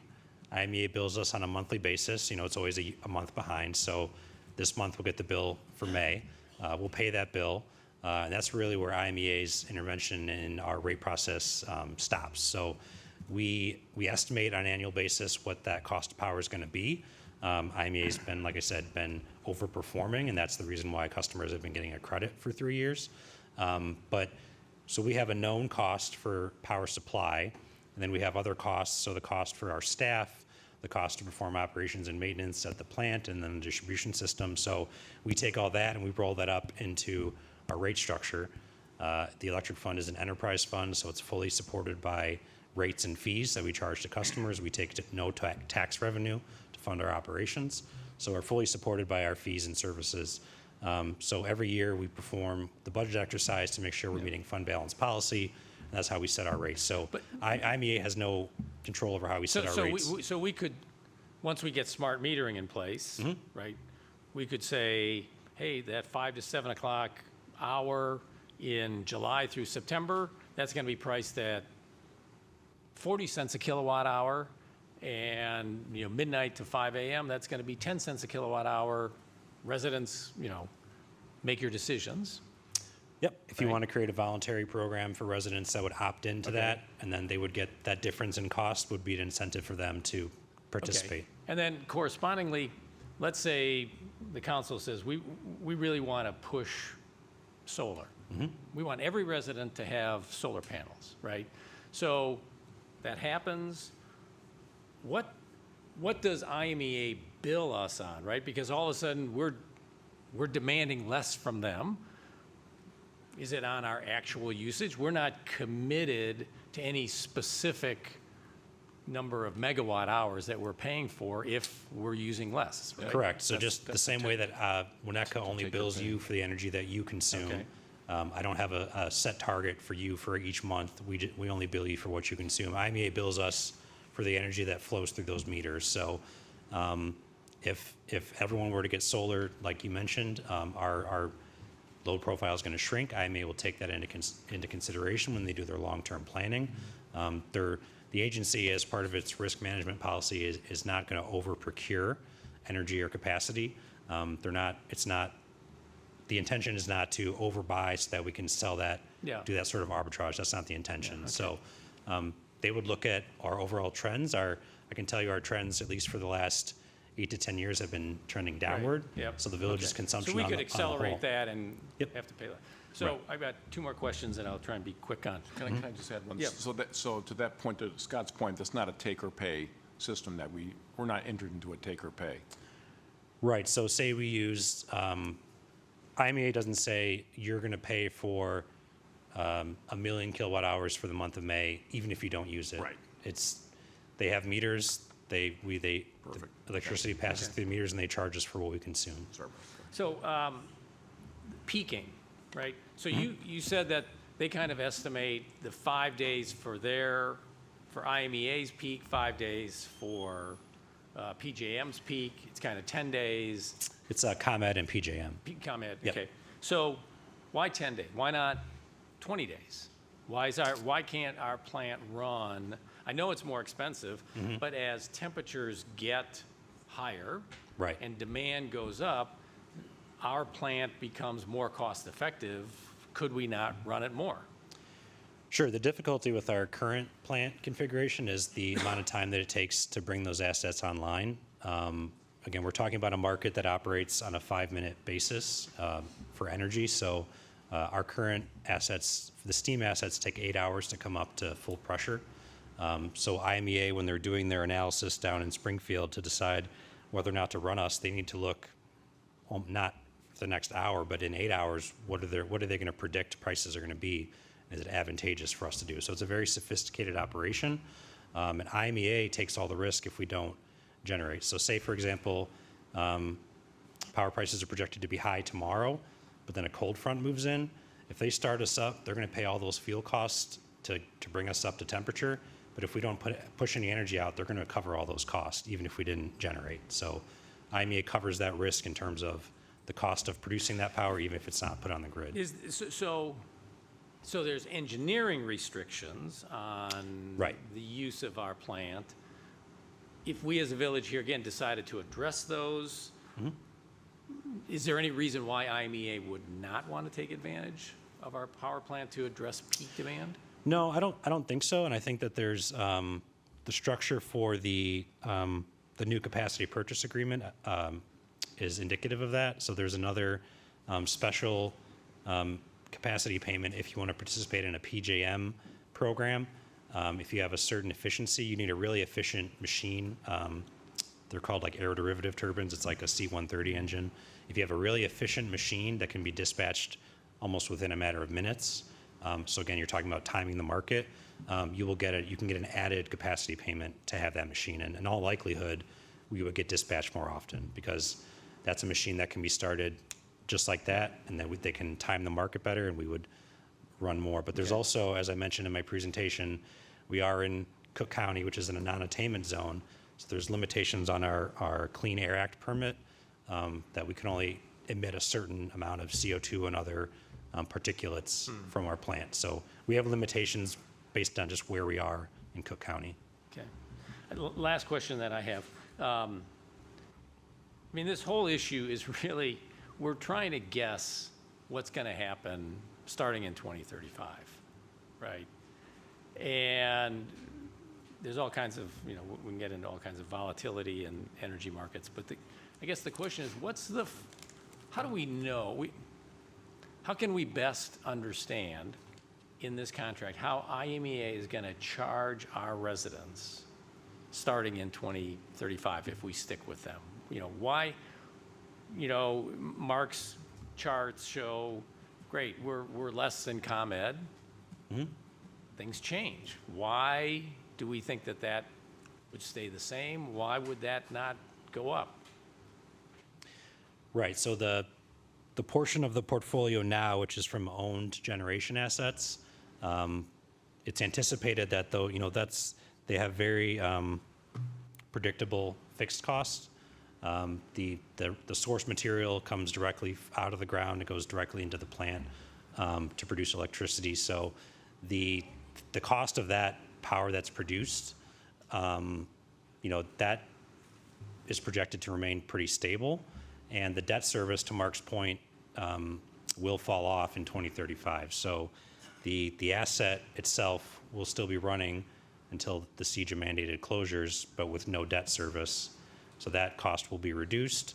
As the agency moves towards net zero, they're going to have to be out in the market either procuring projects like the Bee Hollow Solar Project or doing power purchase agreements. So is the overall cost of power going to increase? I would say yes. That would be the case if we were with IMEA or with the Illinois Power Agency or any other joint action agency.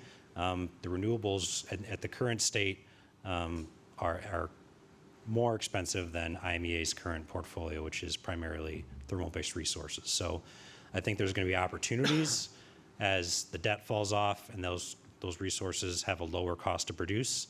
That cost savings can help IMEA's, as a membership, move towards those net zero goals and procure capacity and energy on the market from renewable sources. So I can't give you a number for 2035. I don't think anyone would.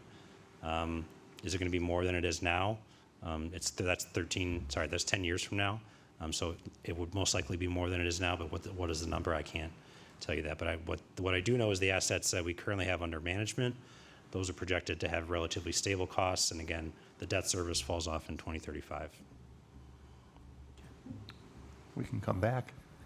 If you have more, we can come back to you. That's okay. I'll let others have a chance. Yeah. Rob? Go ahead. Tina?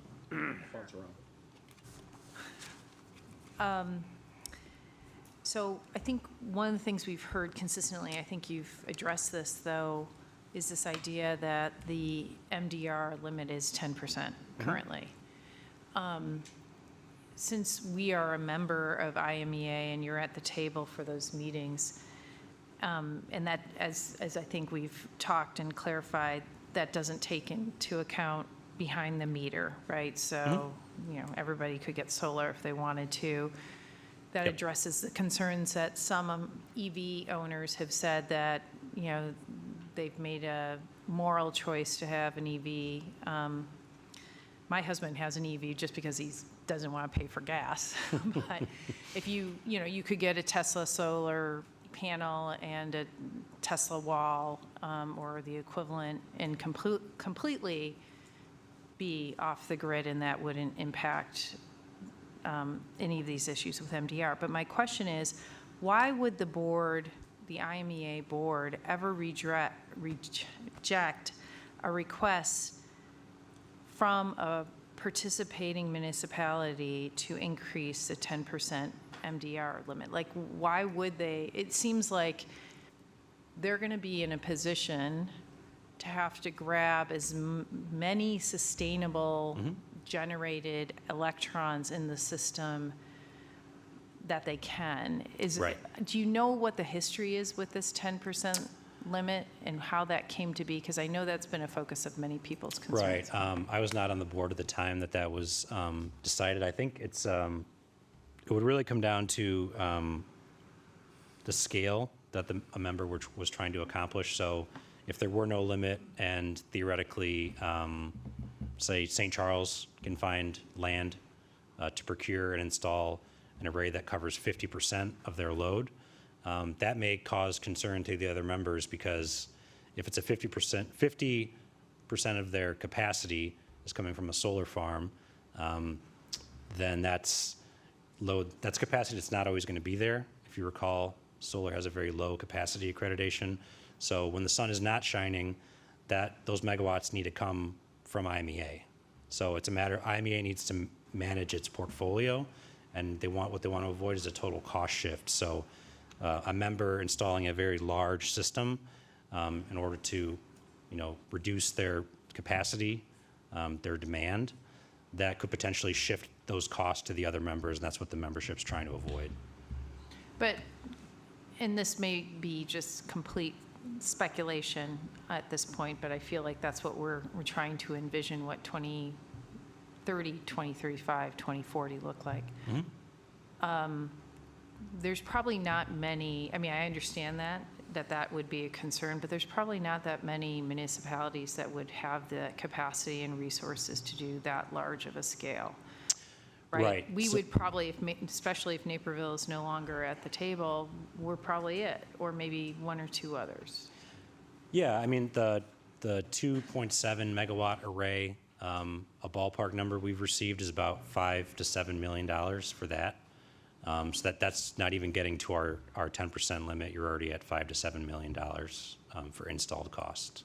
So I guess what I'm getting at is if the sustainability plan is reviewed every 3 years, is that likely that this topic will come up, since it's been a big issue as part of the contract extension? Yeah, I mean, I think it would take a member being almost like a test case. So if a member were to have the space and the means to install MDR, either in their community or somewhere in their transmission area, they could bring that to the board for consideration, and the board would take it up, and IMEA staff obviously would do their due diligence to make sure there's no cost shift to the other members. But if it overall benefits the agency as a whole, I don't see why the board would reject that motion. So it's really, until a member, and maybe we're the guinea pig, I don't know, until a member brings a project that's more than 10% of the load, it's hard to say how the board's going to react, and we'd have to do our due diligence at that time. Okay, I have no further questions. Okay, why don't we move over to this side?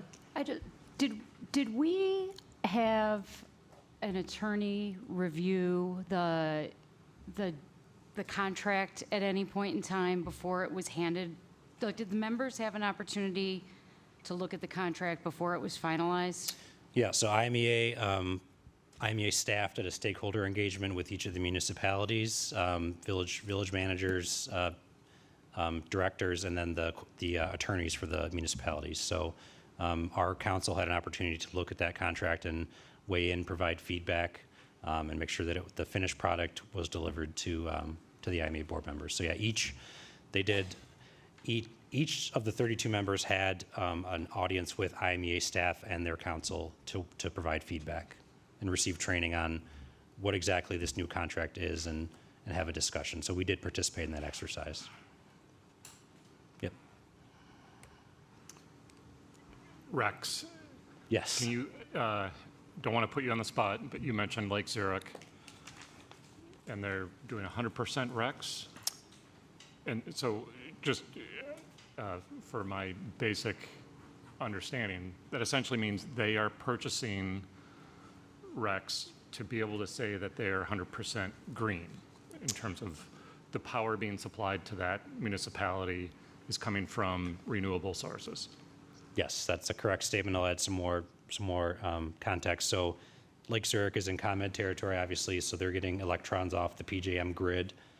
They have no way of parsing out where the electrons are coming from. It's some combination of nuclear, coal, natural gas, all mixed together. So in order to make the claim that they are 100% green, the only way to do that would be through a REC mechanism, where they're buying 100% of their load, their municipal load, through RECs, and they're 100% covered. You may have said this, I apologize if I don't remember, but what is our ability to purchase RECs? Can we purchase 100% RECs for our community? Yeah, we can do that. IMEA has a program established to do it, which has a very low operating cost, almost no markup. We don't have to go with IMEA. We're welcome to go to the market if there's other bureaus or providers that we want to go through. The IMEA program is $4 per rec if it's in the state of Illinois. I would encourage that level of participation versus a $3 rec, which is somewhere in the United States, just because, again, we're talking about offsetting emissions that are within the state of Illinois. So I think we're better suited to go with the Illinois rec path. There's a $1 difference, but it does make a difference on the overall And that was cost. that table you had brought up, like Yep. if we were 100%, 80 or whatever, 60. Right, so I think the concept that we kind of threw around was on an annual basis, if we determine what the carbon intensity is of the IMEA portfolio, say it's 80%, next year it's 75%, we take that percentage and we buy an equivalent number of RECs on behalf of the village. Again, that's an approach where we do it on behalf of the ratepayers regardless of if they ask us for it or not. That's one way to do it. Or you create a voluntary program where you say, Kirk, you use 2 megawatt hours over the course of the year. Would you like to buy RECs to offset your costs? And then you pay us and we buy the RECs. So there's 2 different ways to do it. I think a voluntary program may not get you very far. Most people don't look at their utility bills, myself included. I mean, it's something that you just don't think about. You set it on auto pay and you forget it. So if people are inclined to do it on a volunteer basis, you may get some small penetration into the rec arena. But if the village wanted to consider doing it holistically, there is a path to do that. If we aren't a part of IMEA, I know there's probably multiple paths we can take if we're not, but assuming there's still an opportunity where we could do something similar, or we could designate where our energy is coming from, right? You know, whether it be purchasing RECs. So whether we're in IMEA or not, we have the opportunity to purchase RECs, correct? Right. So our neighbors that I mentioned, like Wilmette, they're a ComEd customer, and Lake Zurich up in Lake County, they're accomplishing this through RECs. They're operating in a deregulated environment, so they're not vertically integrated like us, so they don't have direct access to ownership of supply. Chicago's another example that uses RECs and PPAs. So PPAs, and I hope I do this justice, if not, Mark can correct me, is another form of a hedge where you're trying to lock in power for a certain price over a certain period of time. And they have PPAs in place for renewable resources. So there's optionality there. But if Winnetka were all of a sudden a part of ComEd's service territory, RECs would be a way that you would get towards that goal. Because you wouldn't necessarily be able to buy directly into a resource because you're part of ComEd's service territory, and they don't have supply resources. So that makes sense. Got it. Thank you. Yep. And Nick, just to confirm then, if we wanted to pursue using that table, the 100% rec, we either find $500,000 in our budget to buy them based on that chart, or we raise everyone's electric rates to cover that cost. Is that, if it's not voluntary? Correct. If we do this as a holistic approach for all of our load, we would have to find a way to find $500,000 in revenue. Okay. Or budget cuts. Okay, and one other question, I think this goes back to some of our early presentations, but I just want to close the loop on that. In terms of the debt service being retired and, us no longer be charging it, that's confirming, assuming that there's no new debt service or for new capital investment on some of the new power sources. Is that right? Correct. So this is, we're specifically talking about the debt service for the thermal assets that are part of the portfolio now. Okay. Right. So if IMEA members decide to go into a large renewable project that necessitates a debt issuance, that would be a separate debt for that specific project. Okay. So the debt we're talking about is just for the thermal resources. Okay, thank you. Okay. Rob? One of the things, you clarified take or pay contract. You clarified the fact we've been peak shaving for a long time. Right. Since we switched from a model where there was a time where the electric plant generated all the electricity the village used. Those days are long gone. Yeah. But when we shifted to a model where we buy power now from IMEA, That's when we started doing it. that's when we started effectively peak shaving is what IMEA does for us with our plant. That's how our plant is utilized to peak Exactly. shave. And that'll continue. That will continue. Okay. And the credits are estimated to increase over the next 5 years. What had concerned me was, as we have the fiduciary responsibility to the village residents, the example of Geneva, I mean, left, what is it, 15 or 16% uncovered in the open market, and a $4.3 million hit in '25 alone. That's a 16% increase to their residents. And everything we talked about, Bob, you and I talked earlier about Meta buying a nuclear plant in Illinois. Right. For their own needs, which Right. could have gone other places, and so there's going to be a grab on power. And my concern is the volatility going up that we don't even understand yet. And that's, are you, in that scenario where there might be swings, this contract, the hedging that they're going to do or have done will protect us to a great extent against that. Right. So as I mentioned before, IMEA, the membership is very effectively hedged against that volatility. That's why Winnetka residents should see no significant supply price increases over the course of this year. We're in a very good position with the hedges that we have in place now. So I tried to. Geneva is a larger utility than us, so that 4.2 million, that would equate to about 1.4 million for us. So I tried to equate it to what we would feel. So Okay. that's only with a 16% market exposure. So utilities that are out there in the market to a greater extent, those costs are getting passed through to their ratepayers in an equivalent amount. Yep. Yeah, and I don't know if this is a question, well, I think it's for you, Nick, but we received a communication from a resident who stated that 8 to 10 energy providers are eager to compete for our business, and yet the village hasn't spoken to them. So my question is, I mean, we've been talking about this. I mean, we started talking about the power plant, the future of the power plant, our role in IMEA back in, wasn't it May 2023? And then very specifically about this contract extension over a year ago. So there's been a lot of public testimony and hours. Has anybody reached out to say, and maybe this is for Rob as well, to say, hey, we'd like to come and talk to you and make a presentation. We think you're going down the wrong track. But has anybody, I mean, it seems like this has well been publicized. It's been in the, in the public forum.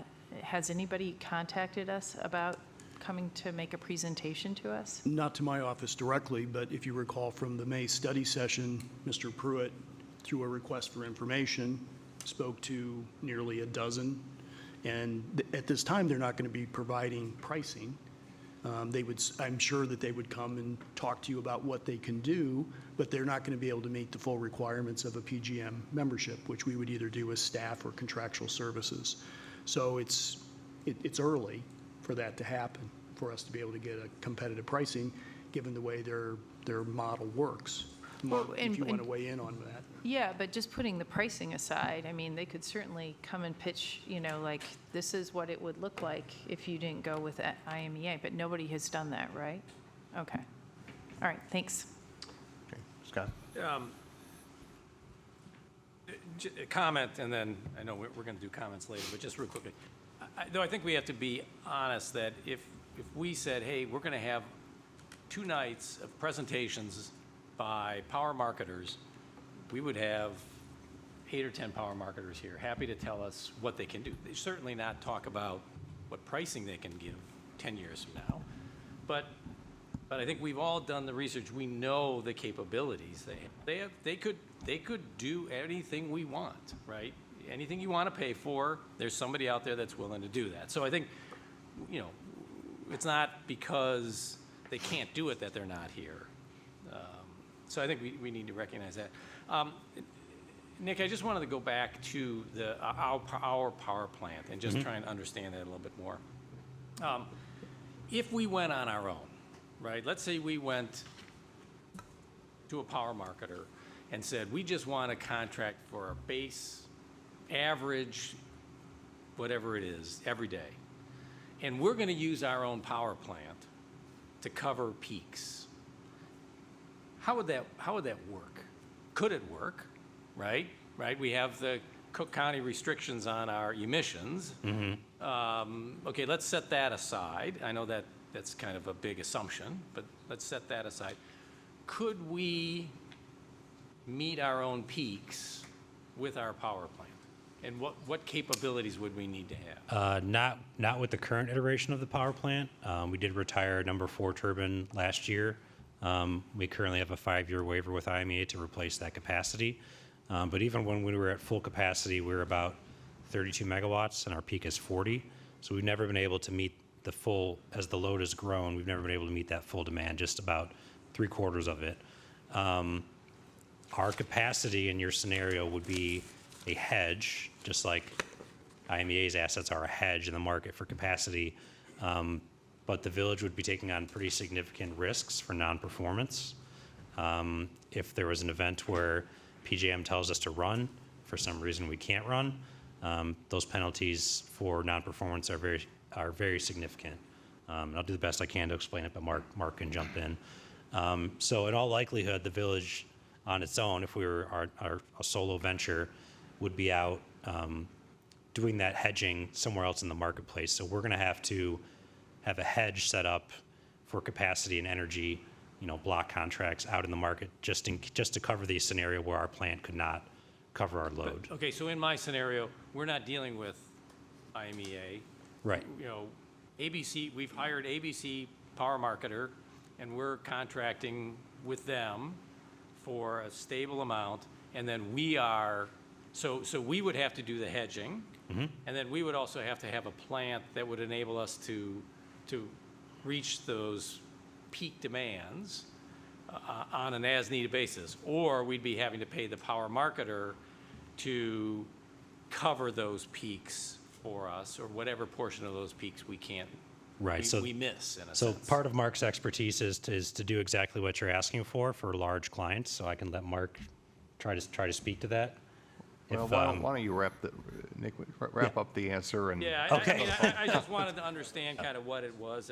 Right, I think you summarized it well, Yeah, is that, okay. in some form or fashion, in PJM, there's a requirement to have, I think it's 115% of your capacity.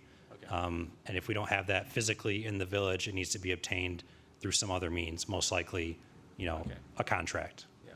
Yep. Okay. Thank you, Nick. Yeah. Thank you. Well, you folks have been very patient. Why don't we move on now to public comment? And I have a sign-up sheet here, but only 8 names are on it. Can I, with a show of hands, who would like to speak in public comment?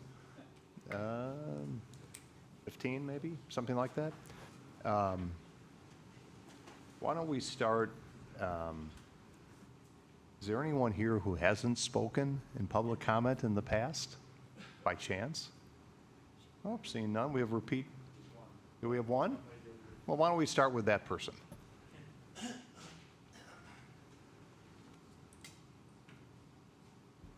Maybe introduce yourself and we'll go from there.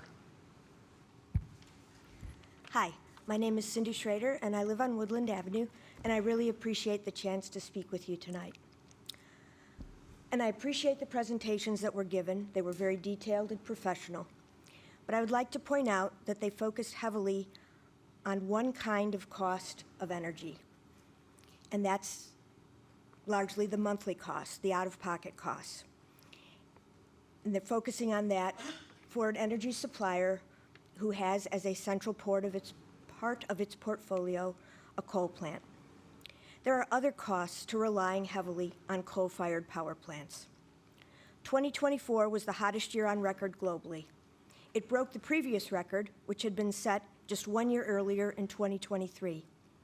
The 10 warmest years on record have all occurred in the past decade, according to the National Oceanic and Atmospheric Administration. These scorching numbers are connected to the choices we make, and the choices we make today affect the lives we can live tomorrow. I urge you to delay signing the contract extension with IMEA Signing that now puts Winnetka on the wrong side of environmental trends and imperatives.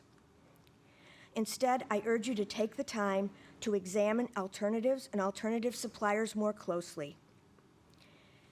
None of us has a crystal ball, but you don't need a crystal ball to know that coal is not the future. Give our community and our children a future. Take the time to explore alternative suppliers and sources. Please. Thank you. Thank you very much. Can we just, if you don't mind, we'll hold the applause and so on. And if you hear something you don't like, we'll hold the booing too. Why don't I go on my list here? I think Terry Dason left. Ted, is that your signature on this? Oh, I guess that must be me. Oh, I thought it was signing the other one. It would have been just a T. It's a little squiggle. No, it wouldn't. Okay. Unless it looks like a T. Would you like to talk? Oh, okay. I mean, I feel like I'm the last person that hasn't spoken before. There's some truth to that. But I'll try to be quick. Hi, Ted Winichenko. Okay, so, I was sitting here, and it reminds me, this has been talked about, like, for at least 2011, I think, is when I started coming, and complaining, I'll be honest, that's what I do, complain, about the solar power in Winnetka and how it was bad, and, the village didn't care. And, it's the same thing, just as this other person said. We focus on the cost, excuse me, and the monetary cost month to month, but we don't look at all the other costs. And this has been going on for like 15 years, right? And we don't even have net metering yet. I mean, there were so many things that we could have been doing for the last 15 years to encourage decreases in our peak consumption. Brian Keyes made an analysis. My little array actually saved the village more money than the village gave me. It's just troubling that we keep talking about the same thing and we keep ignoring all the other costs which aren't directly monetized. And it is clear that the village has some power here. As was brought up, why didn't we, this whole 10% versus 15%, it seems like this contract was pushed on the village, and the village could have said, hey, wait a second, let's modify these terms. We'll go with you, but we'll modify these terms. It seems like that wasn't done. But the reason I wanted to speak for another few seconds is because this whole SREC thing. Okay, so we've had panels for like 13 odd years. We've gone through all the Illinois old systems, new systems. And I'm at a point where I'm basically considered an aggregator by PJM because I wanted access to upload my data automatically. So I upload my data to PJM once a month. Every year, and around July, I sell my 11 racks. I get like $200. It's all done. But that's good for me. It is stupid for the village to start talking about buying RECs. I know people are going to disagree with me, but it's just like the idea of recycling plastic. Plastic is not recyclable. We're paying recycling companies to take our plastic away when most of it, 80% plus of it, just gets burned or shipped over to like the developing world. We should be honest. We can't recycle plastic. We should stop using it. We should be honest. Buying SRECs is pointless. It doesn't change where our power comes from. It makes us feel happy and say, oh, we're not using coal-powered plants, but it doesn't make a difference. If we're worried about that, then we should take that money and just say, hey, we're not going to buy SRECs, but we'll take that money and invest it in people here. We'll say, hey, you want to put up solar panels? The village will give you a subsidy. We'll let you put up more solar panels. We'll create more renewable energy. So please don't start talking about SRECs as a way of like making things better, because it isn't. It's like when Amazon buys rainforest in Brazil. They don't really offset their carbon. They just like can say they do, although they burn more. Okay, thank you. Brian Scullion.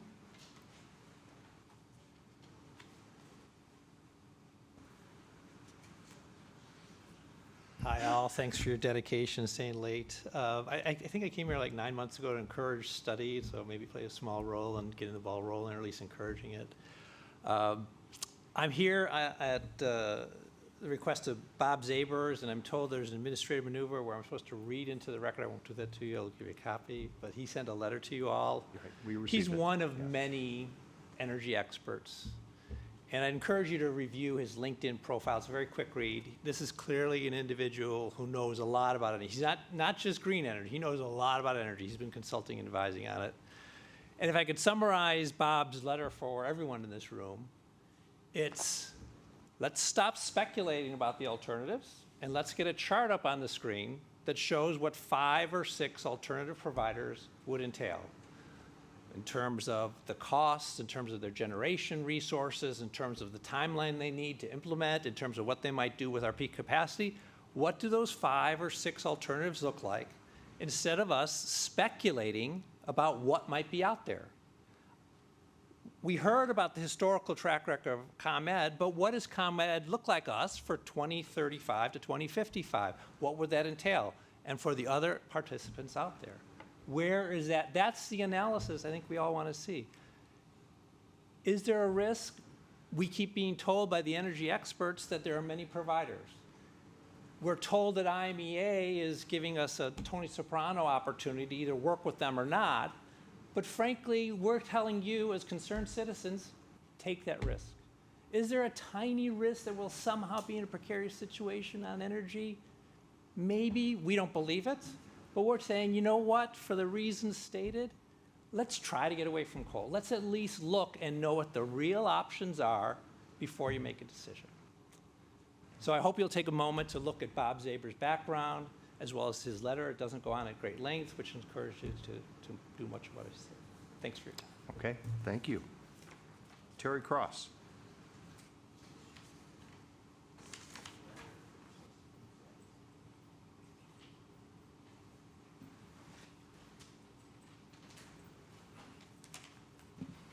Wow. Hey, Brian, you're tall. Okay, Terry Cross, resident of Winnetka since 1989. I'm a proud solar owner, one of the dozen or so, as Nick said, and I'm communications chair for Go Green Winnetka. In my opinion, the big, beautiful IMEA contract is a big mistake. I don't have any additional arguments for you tonight. We've presented all the facts and figures about why this is a bad deal. But whether or not the contract is renewed, and of course I hope it isn't, I think we can all agree on 2 things. 1, we all know way more about energy contracts than we ever thought possible. And 2, we must reduce our energy consumption in Winnetka. On the second point, let me tell you why energy conservation is so important here in Winnetka. If we're going to continue to consume this dirty energy, let's all use less of it. According to the most recent data available, Winnetka households consume 2.4 times more electricity per capita than the average Cook County household. We consume more per capita than Kenilworth and Glencoe, and more than 1.5 times that of Wilmette. I'm not talking about emissions, I'm talking per capita consumption of electricity. We can and should do better. Go Green Winnetka would like to work with the village in coming up with real-world solutions to significantly reduce Winnetka's electricity consumption by promoting solar panel adoption and other efficiency measures throughout the village. Let's start now. Let's make a commitment to true energy conservation, whether or not the IMEA contract is renewed. I do have a question, though. If we go into all these energy conservation efforts and IMEA, I still don't get there's a disconnect there. If IMEA doesn't want us to be doing member-directed resources more than 10%, how does it jive with our wanting to reduce consumption? I don't understand it. Maybe you can explain it. I don't want to, everybody's tired. We can all, Anyway, but I was inspired by Cindy's comments, so I'm gonna tell you one thing that I wasn't gonna bring up. I came across a New Yorker cartoon just this week, and it's this adult sitting around a campfire with 3 little children, and there's like a dark, cloudy, dystopian city in the background, and it says, and he's telling the children, yes, the planet got destroyed, But for a beautiful moment in time, we created a lot of value for our shareholders. Thank you. Thank you, Terry. Tom Barron.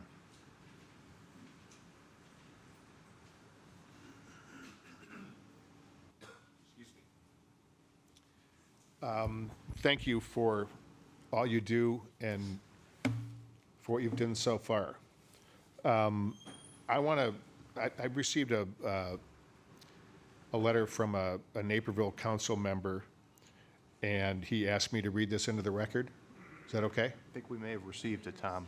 I think This is the one from Ian Holzhauser? Yes. Okay, great. We received it. Thank you. Good. What do they say when the congressman says, "I recapture my time"? Nope. Sorry about that. Got 2 minutes. Something like that? Okay. So a few things that I just want to address, and it's on the back of the letter from Mr. Holzhauser. Up until now, a couple things that were said so far I want to clarify. I think it's wrong to say our options are IMEA and power marketers. NextEra, Constellation, whoever, IMEA, they produce electrons, they put them into the grid, put them into the bathtub, whatever, and we withdraw them from there. They all provide services. To say that our choices are IMEA or these power marketers over here, and it's been said by others on the council in the past that power marketers are a nightmare. It's not how I don't know. I don't understand how you can say that if you haven't spoken to them, if you haven't asked them what services what services do you provide? Can you replicate the services we receive from IMEA, from electrons to administration, hedging, whatever it is? Can those other providers do what IMEA does for us today? To my knowledge, that they haven't been here to present, and they haven't had a chance to tell us and all of you what they can in fact do. So that's one thing. Up until now, I think the process has been flawed. There was no effort to reach out to the community and ask them what their priorities are. Is your priority environmentalism? Is your priority cost? Is it economic? What is it? And I heard from someone that when the caucus council put out their survey, they were going to put a question in there about what are your priorities with regard to electricity and purchasing electricity for the village. Is it environmental? And it was poo-pooed by some on the staff.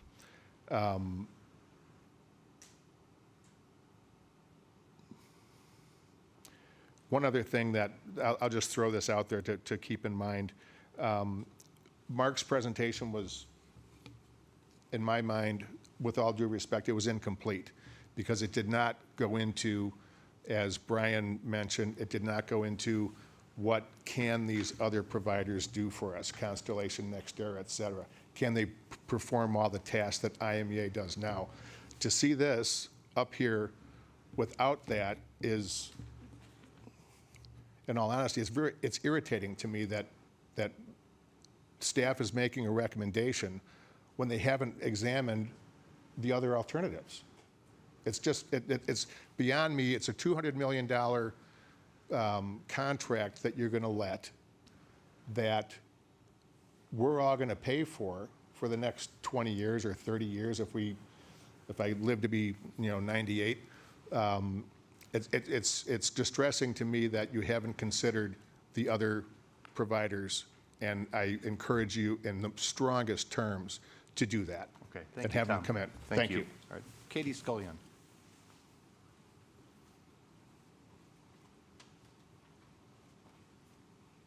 Hi, Katie Scullion, 570 Oak Street. Oh God, those readers. I want to first commend you. I think your questions were really good. Thank you. We were a little worried about how much of this immense amount of information you've been able to digest. So I think your questions are really good. And I want to say our understanding after talking to the various consultants we've met with, RMI, Nisha Desai, Bob Zabers, there's a few others. They have a different answer to some of these questions, and I really think you should pursue them. I will say when you released the report on Friday afternoon, we sent it out, the coalition sent it out to a lot of them. By yesterday morning, we had gotten responses from about 8 people, and my apologies, I don't know how you guys do this job because we didn't have time to put that together yet for you. We will. And it raises several. So I just wanted the categories it raises based on this presentation are the contract terms. We're being told very different things about take and pay than the answers that were just given here. Matter of fact, at 5 p.m. tonight, an attorney from Batavia emailed about what happened with their take and pay contract. And that town, they're 100% Prairie State, through them, and they are estimating their estimated overpayment that they're required to pay is $10 million per year right now over what their take is, so what they can use. So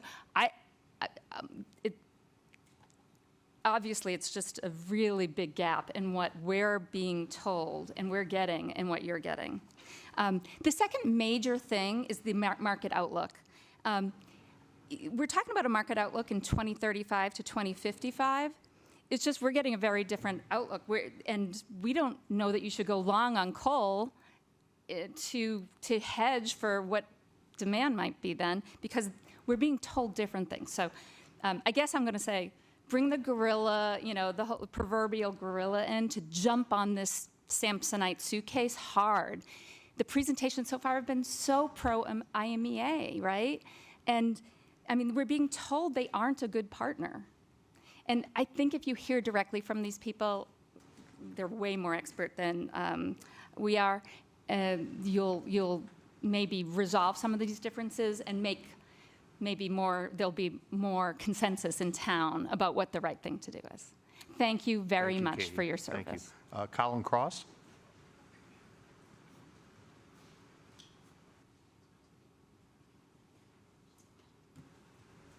Hi, I'm Colin Cross, and lived in Winnetka since 1989, and I love our electric utility. I mean, and I'm sure everybody else does as well. In 35 years, I've been without power for probably 1 hour, maybe 2, where a tree went down on the street. And I asked around back then, I said, well, why is it so good? It's because we own our distribution, right? We buy our power, right? But we own our and our team does an outstanding job maintaining it. Why is that? I'm not sure. I wasn't here at the time, but I bet it's because the people who are sitting in the chairs you're sitting in now, the trustees, decided to buck the trend and take a risk. Utilities were consolidating. They were being bought up. The consolidator was saying, hey, look, I can take care of all of your needs. I can provide the electricity. I can take care of all your distribution. You won't have to add any more staff. But the people in your chair said, no, we're going to go our own way. And now I believe that our utility is the gem of Winnetka. It's incredible. It's beautiful. It's a wonderful thing. Now, the comment at the last meeting about how Wilmette goes without power from time, we don't, why change? Well, that's not because of IMEA. It's because of our distribution, which is run by the village in a great way. So looking at the contract, I look up there and I see 2035, and it's like, wow, that's a long time in the future. And then the Prairie State facility, the coal facility, ends up having will have to shut down, I think, in 2045. That's 20 years of coal. So this is a commitment. It's a big commitment, $200 million, as Tom mentioned. Please, please take your time, really study it, really get into it. I know it's a long evening. I'm energized by it. I hope you are too. Thank you very much. Thank you, Colin. That's all on the list. How about some show of hands? Come on up.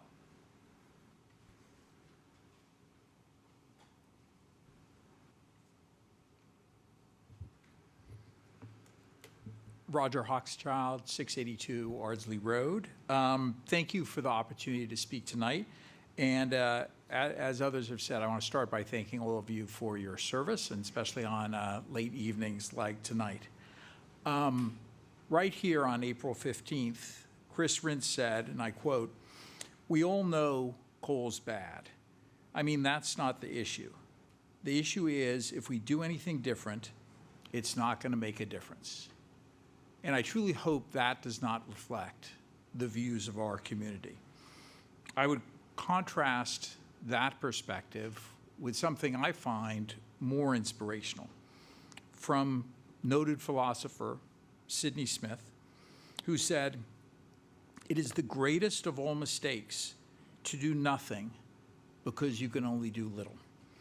Or explorer Robert Swan, who said, "The greatest threat to our planet is the belief that someone else will save it." But regardless of your views on the environment or how shameful it is that Winnetka gets 80% of its power from coal, and you don't have to call it the resource, you can use the C word and say coal, and that could go up to 100% of our power if Naperville drops out. There are many other reasons not to renew the IMEA contract 10 years early, giving up Winnetka's ability to make its own decisions in the rapidly evolving energy market until 2055. We saw a lot of numbers today, and I would say Mark Pruitt's analysis was not incomplete. He performed the specific assignment that he was given, and it was that assignment that was not complete. And you can make the numbers come out many different ways. Naperville's analysis showed that IMEA's wholesale costs were in fact 10% higher over the last 10 years. And even if you take the analysis we saw that I think looked at ComEd's proxy wholesale, I'm asking you, Mark, power cost versus IMEA, and for IMEA we took out the interest expenses. Debt, yes. Yeah, the debt. But for the suppliers that come into the ComEd cost, would they not have had funding costs that reflected in their pricing? No. They don't try and recover their costs when they price into the wholesale market.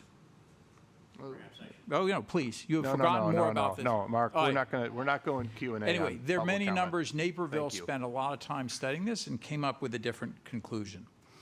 I would say we could have had the benefit of the community's input, but as was mentioned before, the recommendation from village staff was not to include a question on this in the caucus survey because it might be too confusing for Winnetka residents.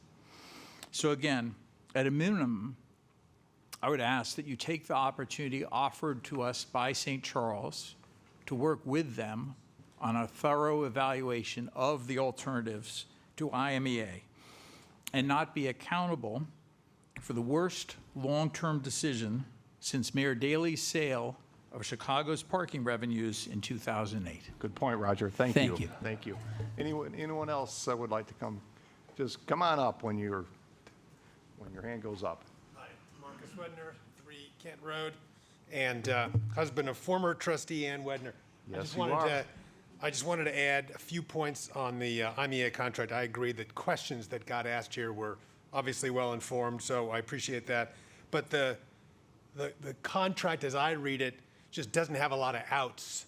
If IMEA fails to perform, IMEA has big plans for sustainability and projects, and the point of this thing going, the renewal going as early as it is for them to be able to go find other resources. Well, if they don't find those other resources, does Winnetka have an out? So if they don't perform, does Winnetka have an out? I don't see it in the contract.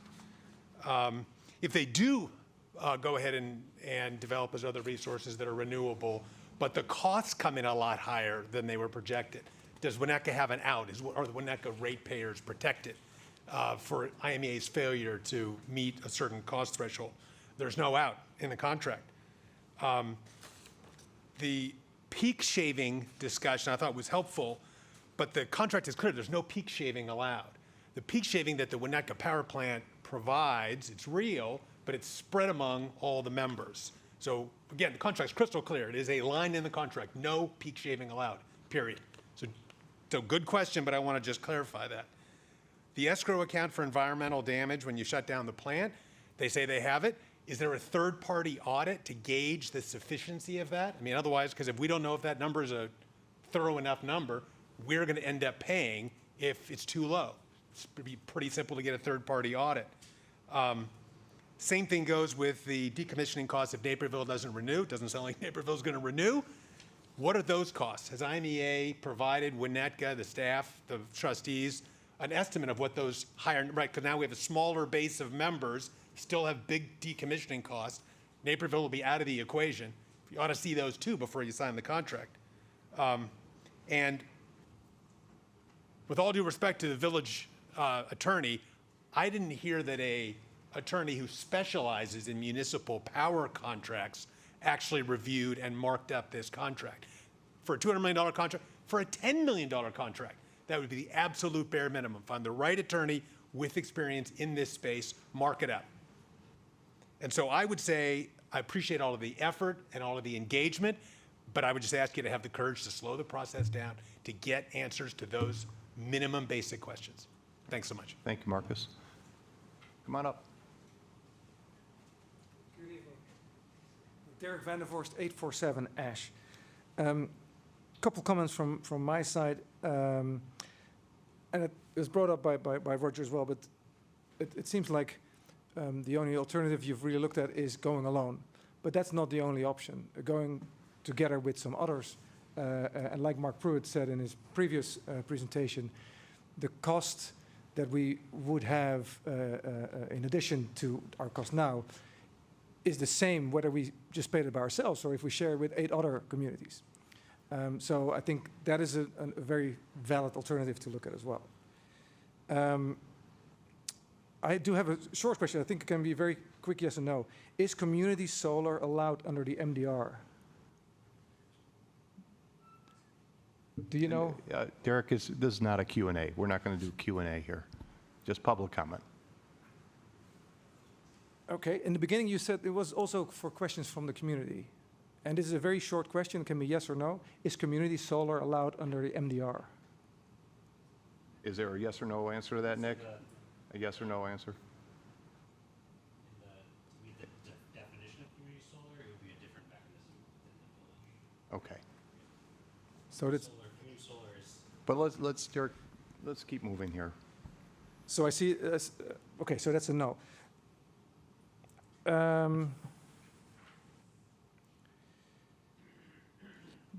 The Tower Road power facility, could it? Well, it's another question that you don't want. So the question is, I'll just make it as a comment. Batteries are very quick to adapt to the demand. If we can use batteries to ramp up and have some storage, that gives us time to kind of load up the real capacity. I think that could really help us with the frequency balancing and actually generating income for Winnetka. Last 2 points, very short. Not a single resident has spoken in favor of IMEA. I think you should listen to your citizens. Last point, the point is being made that renewable energy is more expensive than coal. All the research, and I'm building a solar module factory. Why we're doing that in the US? Because it is proven that solar is the cheapest way of producing energy. Now, of course, you need batteries to make it more stable, but I cannot see why you would go with coal if it's more expensive in the long term. Thank you. Those are my comments. Thank you. Come on up.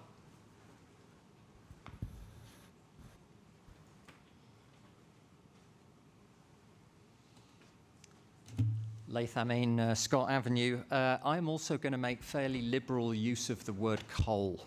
I'm not going to call it ground-based resources or thermal material or anything. I'm going to call it coal. And I think when we talk about coal and we think about that Prairie State coal plant, it's producing 12 million tons per annum of carbon dioxide that's going into the atmosphere, and it's not getting priced. So when we talk about we're 4% cheaper on our rates, or we have overpaid by $30 million so far, or underpaid by that amount. I mean, according to the scope of the analytics, we can come up with any number we want. But the fact of the matter here is that between where we're sitting right now and the outer limits of this atmosphere, it's a mile. That's the height. It's a mile. And we're putting 12 million tons out of that plant of carbon dioxide into that mile every single year. And it's serious. It's so much, it's internationally notable. So that is a very egregious emitter, that coal plant. We're sponsoring it by being in a contract with IMEA. IMEA is coal-supplied power, and that is big coal that we're dealing with. And being in the energy industry, I can tell you that big coal is in an existential fight to survive. They have the highest cost production of electricity, and they have the highest cost environmental footprint to give to their contractual counterparties. They will do anything, they will say anything to get us to the point where we think it's okay to contract with them and get them to 2055. It really isn't plausible to imagine that they are going to decommission that coal plant in conformity with the CEJA in the mid-2030s. Why would they do that? That is a catastrophic environmental liability that they're going to bring onto their balance sheet. They're not going to do it. They're going to get us all signed up, all these municipal utilities, and then they're going to go and try to get an exemption. And hearing that, you might be thinking, why are you so cynical? You know, they're a good partner. They've done a good job for us so far. Let's have a look at their record. You know, they built the plant, $2 billion it was going to cost. Well, it cost $4 billion.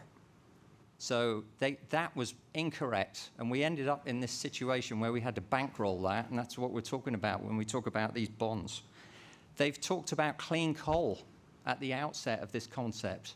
Well, we're not getting clean coal. We're getting 12 million tons per annum of CO2 into the atmosphere. And those two kids that came here in the last study session from Nutria begged us not to sign up in the coal contract. If we sign up with this thing till 2055, those kids will be in their mid-40s. And I tell you, I work with environmental climate planning. This planet is going to be a miserable catastrophe if we keep signing up with big coal.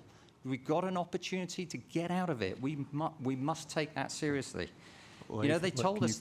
Can you wrap up? Thank you. I've got just a couple of extra points. They told us they got a net zero plan, that they're going to transition to net zero. It's not independent third-party certified. It's not a real plan. And they haven't been keeping up to their commitments. And I think the final thing that I would say is that ultimately, you know, if we think that we have got social license to go and sign up to coal power, then it would have been the case that for all these months, you would have been hearing members of the community come up, and some would have been saying, I'm okay with the coal, I want cost focus. And others of us would have been coming up saying, we don't want cost focus, we want renewable power.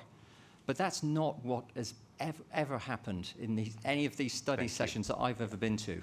Nobody has ever advocated for this coal plant. So there really is no mandate to sign up to this contract. It's not being done in a manner which is consistent with a municipal utility and community agency. You must reconsider. Thank you, Laith. Thank you. And do an energy plan. Make the comparison. Thank you. Ann?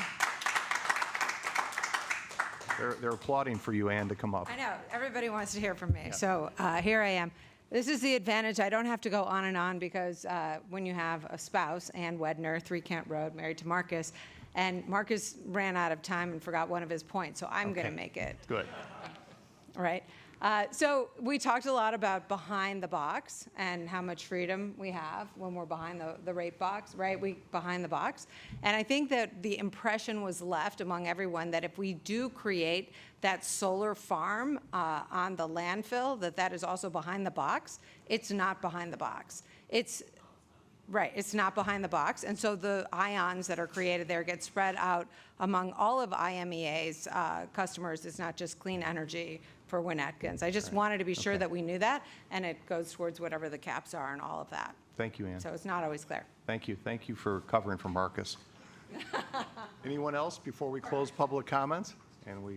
Okay, seeing no hands, we're going to close public comment, and we're going to bring this issue back up to the council for comments and discussion. A lot to digest, folks, no doubt about it. I don't know where to start. Why don't we start at the end? Trustee Myers, if you're so willing. Sure. Okay, I'm going to try and synthesize a lot of stuff. So I'm going to start kind of with the end. So I am going to vote to introduce this. So why do I say that? Because a lot of what was said tonight, I agree with, right? Coal is not the future, right? Coal and fossil fuels are harming our planet, right? Let's not mince words. Let's recognize it is what it is, right? I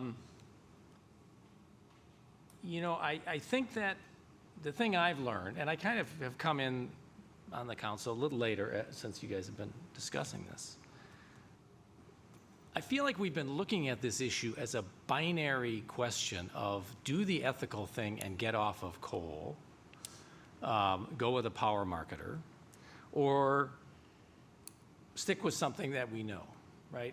And I think that we're missing the third approach here. And I think it's beginning to take form in the conversations tonight and in previous nights. So I want to come back to that. And I'm sorry, this may sound a little rambling. So I'll try and formulate my thoughts. I kind of come at this with a few givens, right? And I think there's a few givens that we all have. Demand for energy is growing, right? And for many years, for many decades, it has not grown in this country, right? And we're now seeing, depending on what you read and what you look at, 2 to 5% compounded annual growth in energy demand in this country. So that's number one. Number two, green energy is going to be the future, right? It's whether it's small nuclear, whether it's solar, whether it's wind, it's going to be the future. And we all better damn well hope it's the future. The question, I think, is one that, and I'm going to apologize to Nisha Desai when she listens to this video, right? Because Nisha is very much of an advocate for wait and, talk to power marketers. But one of the things she said, right, which stuck with me, is that there's just going to be a lot of confusion in the marketplace for the next couple decades. There's just going to be a lot of higher demand, new energy sources coming out, whether it's somebody buying up a nuclear power plant to power their AI, right? It's going to take a lot to get sorted out. We are a small village. We are not going to hire 10 people and do our own hedging, right? One option would be we find a power marketer who has total service, and we contract with them. What does that do for our village? What it does is it locks us into that power marketer, right? Once you have somebody who is providing all or most of your service, your switching costs are very high. All of us who are in the business world, we love that situation, right? So yes, can we wait until 2030, bring in the power marketers? As I said earlier, we'll have a room full of them ready to offer us full service at a price. The the other option here, right, is what we all are wrestling with up here, is what is our responsibility to the future generation of residents who are looking for affordable, reliable power. We could get it from a power marketer. It would be, I'm sure, reliable. Given the increases we're seeing in the power market around the country already, I'm not sure it's going to be that we're doing necessarily the best service for them. So I have not pounded the drum saying we need to get power marketers here, because I know what they do, right? They provide power at a price, and they do it very well.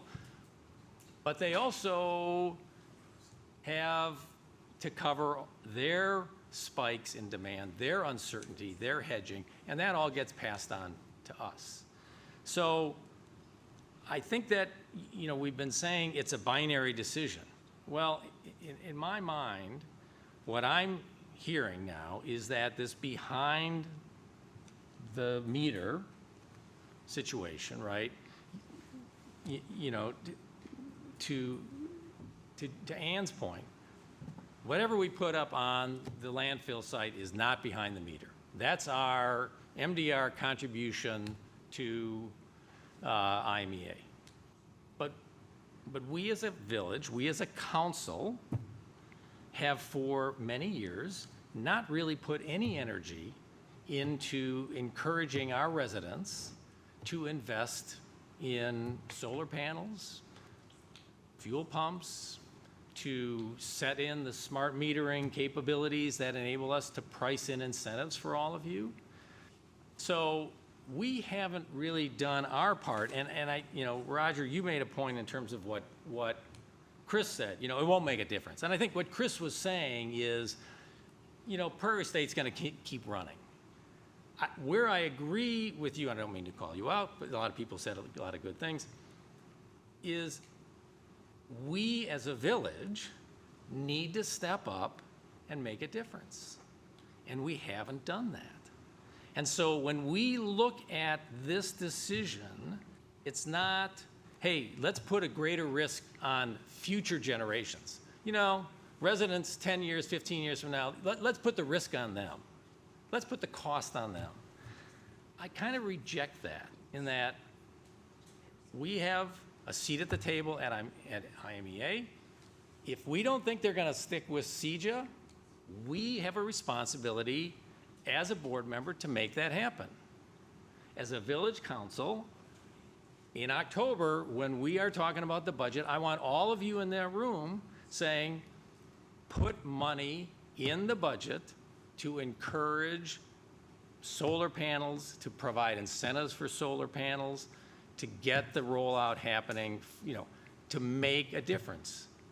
There's nothing that says that we can't, in the next 10 years, reduce our power demand, and that we can't hold IMEA accountable for meeting their CEJA requirements. This is, we're a board member.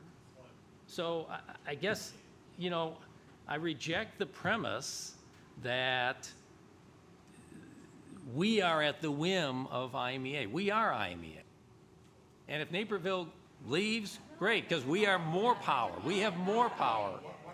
No. Okay. We have more power to say. Okay. So, all right. So I am rejecting all of you are sitting there saying we are powerless. I disagree with that. Okay. My premise is we have to take accountability for ourselves. We cannot sit here and say, for future generations, you guys take the risks. No, I'm not accepting that. We are going to start being accountable, and we, I think, have to put ourselves in place. Okay. Thank you, Scott. Who would like to step up next? Kim Handler? Okay, Kim. First, I want to thank Nick, Mark, and all the staff for all the work that's been done over the last year, and all my fellow council members, where we've all invested dozens and dozens of hours of, as someone pointed out, learning more about energy contracts than I ever thought we would. But I also want to thank all of you who are here tonight and who've come to all our study sessions over the last year. I mean, believe me, I've listened, we all have listened and value what you have to say. Based on our last year and the packet, even before I heard the presentation, I decided to synthesize my thoughts and did write a little, got them down on paper given the complexity and seriousness of this thing. But as you can see, I've edited them as I've listened to you all tonight. You know, I know, and obviously we've all talked about the concern that many in this room have, and we all have about coal. I mean, there's no denying that. I don't think anyone's saying, let's go out and produce more energy with coal. But it is, you know, it is a concern we all take really seriously. And like many of you, I do want to see Winnetka move toward more sustainability, and I'll sort of build a little bit on what Scott said in a moment. But the reality is I also believe that this contract with IMEA is the most responsible decision we can make going forward for environmental, financial, and services to our residents. First, staying with IMEA gives us the lowest and most stable electricity costs available. We've heard that and we've seen the evidence of that. Because we have our own generating capacity, we've also heard we get $1 million a year in capacity credits, which help keep our costs lower than comparable, you know, ComEd customers. Go on, Kim. I believe that having stable, reasonable electricity costs is valued to our is important to our residents. Second, you know, IMEA has offered us remarkable reliability. Our electrical system has one of the best uptime records in the nation, and we manage it all without debt. I mean, our Winnetka does take a conservative Please, approach. can we just let her finish, please? Please, thank you. I've listened to all of you. I'd appreciate if I could finish my thoughts. Thank you. I really appreciate that. Winnetka prides itself on, you know, having local control and financial stability, and that's rare among communities in the United States. I don't want to jeopardize that by taking on risky or uncertain alternatives. I've mentioned numerous times, I know we talked about the reliability is, yes, the distribution center or the distribution process, but it is, of course, the supply from IMEA. But the reality is we do pride ourselves, too, on having reliable electricity. In 40 years, I think this gentleman mentioned, you know, we're hardly ever without power. And again, I believe the reliability is another important aspect of our service to all of our residents. Third, IMEA is already transitioning to renewables. I mean, they're currently on track, I guess I saw in the one report, on track to reach 20% renewables by 2026, which is more than double the current statewide average. The coal plant that is still part of their portfolio will be paid off, which means it provides stable pricing, as I had asked a couple questions about that, with no new investment for that kind of production. And of course, we've also acknowledged it is going to be phased out under Illinois law by 2045, if not sooner. You know, hardly anything ever comes sooner than planned, but we'll see. And fourth, as Scott also mentioned, by remaining with IMEA, we retain a seat at the table. We are part of IMEA. We're one of the few members with our own power plant. That does give us some influence and flexibility. This flexibility, what I think is important, and Scott touched on too, is our ability to do things where we really can make a difference. I'm this year's liaison, Village Council liaison to the new Environmental, Forestry, and Sustainability Commission, and I'm excited to work with that group to look at ways we can implement more sustainable energy here in Winnetka, whether it's for individuals or as a village as a whole. And as Nick pointed out, this is the other point that I really took away tonight, no other municipal utility of our size in the PJM power grid handles everything on its own. I was even surprised tonight to see how many towns still use other agencies, consultants, shared resources, and most of those are still incorporating coal. So, you know, I like the fact that we have worked with IMEA. We know, we have a seat at the table and we know how it works, and I think that's a pro. Going it alone would significantly expose us to market volatility and most likely leave us with fewer tools, as I just mentioned, to pursue sustainability here in Winnetka, which I do think is important. You know, in short, IMEA allows us to do several important things all at once. It keeps our rates low and stable, which I think is important to our community, provides reliable electric service to our village, and helps us move toward a cleaner, more resilient energy future with power in our hands. You know, that's why I'm going to support this contract. I recognize it's not a perfect system. Nothing out there is perfect. But I think it's one we know we can shape and influence, and one that gives us the financial foundation to lead us on to pursue the sustainability goals that we'd like to pursue as a community. Okay, Thanks. Thank you, Kim. Thank you. I can say a few words. First, one thing I did want to address, nobody is going to come in and say, we want coal, but there are neighbors who have been to the presentations. I went to the very first Winnetka Future Energy Coalition presentation, and I walked out with a friend of mine, and she said, I don't know, after that it kind of seems like we should stay where we are. There are people who are not pro-coal, but who have heard these things and have stopped by to say things like they value reliability. We have gotten a few letters from people saying that they don't want to, you know, in maybe more disparaging of people trying to put their priorities onto them. So there are people out there that are not going to, no one's going to say we want coal. Coal is on the way out. We all know that. In addition, as Scott was saying, in addition to the environmental issues, the economics are changing, and it will be obsolete in the face of newer energy technologies. Beginning in 2038, Prairie State will begin decommissioning in accordance with state law. People can say they don't believe it. We'll see. It's law. They've said that they will. We are not Prairie State. We are IMEA, which has a small percentage of Prairie State, as do many other organizations. They're also trying to bring more clean energy on track, and we all want cleaner energy. IMEA is investing in alternative energy solutions in preparation, which is why they have asked now who's going to be participating. It took 9 years for Bee Hollow Solar to get up and running. They need that time to transition to a net zero plan.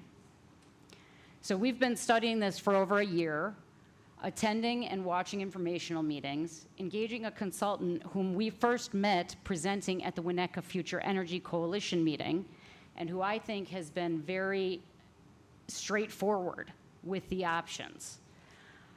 We've been talking with our friends and neighbors, not only here in Village Hall, but at the farmers market and in our own daily lives.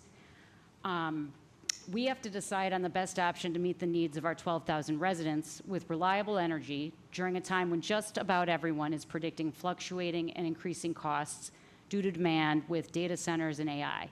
At this moment in time, coal is still a part of the transition to clean energy. We're not there yet to go it totally clean, or I think we would be. Prairie State will operate whether Winnetka is involved through our partnership with IMEA, or if on the other side we're purchasing it through PJM, which also has energy from Prairie State in its pool. We've been working on sustainability within the village. We hired a sustainability coordinator. Our EFC is creating a sustainability plan, and we are looking at ways to increase use of solar power on village premises. We also have our own power plant and our own electric staff, which means we can quickly address problems when they arise. I learned this weekend from a resident who is very concerned with sustainability, you would all know who it was, that using our plant as we do as a peaker coming into play during peak energy needs is actually the most sustainable and energy efficient way to help reduce reliance on coal. She said she was disappointed when she learned that, but that she knows it to be true from her source. So Winnetka can and should work to improve sustainability, but we also have an obligation to provide reliable and affordable energy to all of our residents. I am not comfortable with the element of risk involved in trying to go it alone and betting that in 10 years we will have a better option.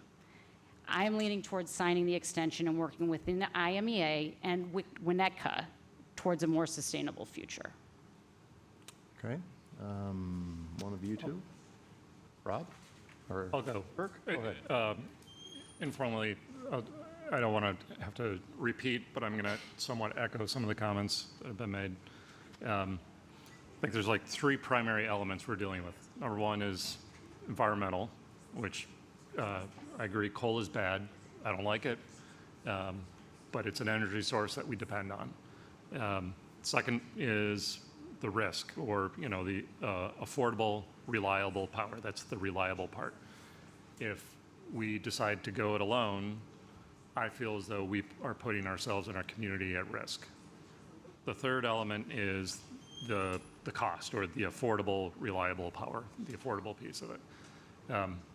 I feel as though, based on the input and the feedback from staff, is that we have a predictable future pathway of affordable power that we can depend on.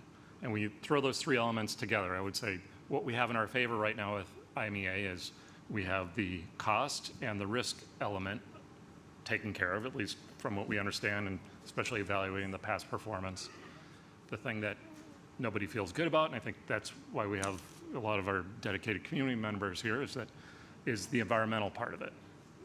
We have a black eye in our energy source, and it's coal. 20 years ago, or whenever they built Prairie State, right, that was sort of like the thing, because that was the predominant and cost-effective solution. And I don't know if anybody could have predicted things that would have changed in that amount of time, but they have. I look ahead and I'm like, well, what are the next 10, 20 years going to hold? Things could dramatically change again. The things that scare me when I look at we have the two out of the three, is the cost and the risk. And I know, there's been comments tonight and just this week, hearing about Meta refiring a nuclear power plant in Illinois for their own use. The other is, I think it's just the last 24 hours, Meta commenting that in the next year they're going to transition all their ad creations to AI.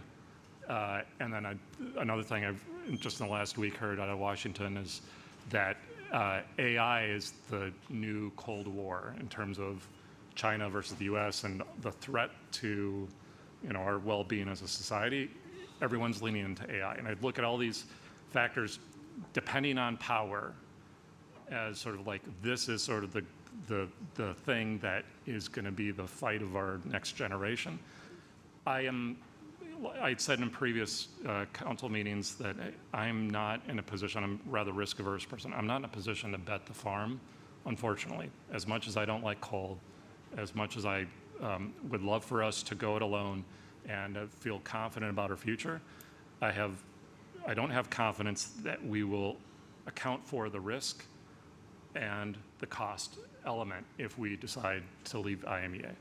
I also feel that staying with IMEA, like the comments have been made, that we have strength within, albeit we're one of many members. We're a small member, but we have a vote on the board. And I feel as though we can, with strength, help shape the future of IMEA to help transition away from coal. So I personally believe, although the source is bad, I believe our place is good in protecting our residents and being able to control the outcome for a better future. So with that, I'm going to lay it out now. I'm in favor of extending the contract. Okay. All right. Thank you, Kirk. Trustee Dahlman. Well, so much has been said, and I'll try not to repeat any comments. First, I want to thank the residents, those who've left, as well as those who are. We're really, truly fortunate to have so much expertise in our community, and for those willing to share their expertise with us. I'm grateful for all of that.